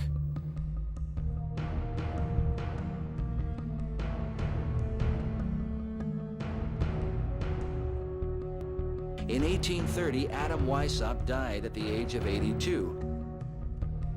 In time, the power of Masonry and the Illuminati fell into the hands of two chief men, Albert Pike in the United States and a man named Giuseppe Mazzini, the head of Italian Masonry, who is alleged to have said, quote, "Our final end is that of Voltaire and of the French Revolution, the destruction forever of the Christian idea." Together, Pike and Mazzini devised a diabolical plan to finally bring about the New World Order. In 1871, Mazzini issued a letter in which he outlined the final three-part plan for ridding not just Europe, but the entire world of Christianity, bringing it under the illuminated dictatorship of Luciferianism. Here in Washington, D.C., beneath a statue of Albert Pike, author William T. Still explains the contents of this remarkable letter. This was a letter that was written by the head of European Masonry, a man by the name of Mazzini, who wrote it to Albert Pike about 1871. It was in the British Museum for a number of years on display, so we know it existed. It's now disappeared, incidentally. The subject of the letter was to try to figure out a way to finally get humankind to give up their cherished concept of nationalism and finally give in to the New World Order internationalist construct. The letter called for a series of 3 world wars. The first war would be to depose the Tsar in Russia so they could create an experiment in the control of populations, have a nation to do that in. Then the Second World War would allow this new nation to take control of Europe. Of course, they only got half of Europe, but that was the best they could do under the conditions after World War II. Then the Third World War would be between the Jews and the Muslims and would bring about the Battle of Armageddon and would finally make mankind so sick of warfare that they'd give up their cherished concept of nationalism and give in to the New World Order concept. If these things are so, and if such a letter really did exist, what does this suggest about the world's conflict in the Middle East? And this is the number one problem that the United Nations faces today. Everybody knows it. Everyone's afraid of, what happens if, this powder keg starts off in the Middle East and maybe looking at World War III. Can this be the conspiracy of kings and rulers mentioned in the Bible? Mazzini wrote of the Third World War that it will provoke a formidable social cataclysm and the most bloody turmoil. Then everywhere the multitude, disillusioned with Christianity, will receive the true light of the pure doctrine of Lucifer. The Bible says, "Worship God, for the testimony of Jesus is the spirit of prophecy. And I saw heaven opened, and behold, a white horse, and he that sat upon him was called Faithful and True. And I saw the beast and the kings of the earth, and their armies gathered together, to make war against him that sat on the horse, and against his army." The Bible says of the kings that shall come, "These shall make war against the Lamb, and the Lamb shall overcome them, for he is Lord of lords and King of kings." Therefore, O Son of Man, say to them, "As I live, says the Lord God, I have no pleasure in the death of the wicked, but that the wicked turn from his way and live. Turn ye, turn back from your evil ways, for why will you die?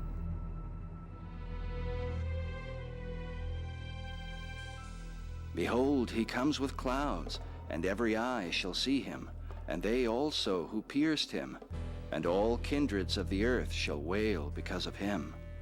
Even so, Amen.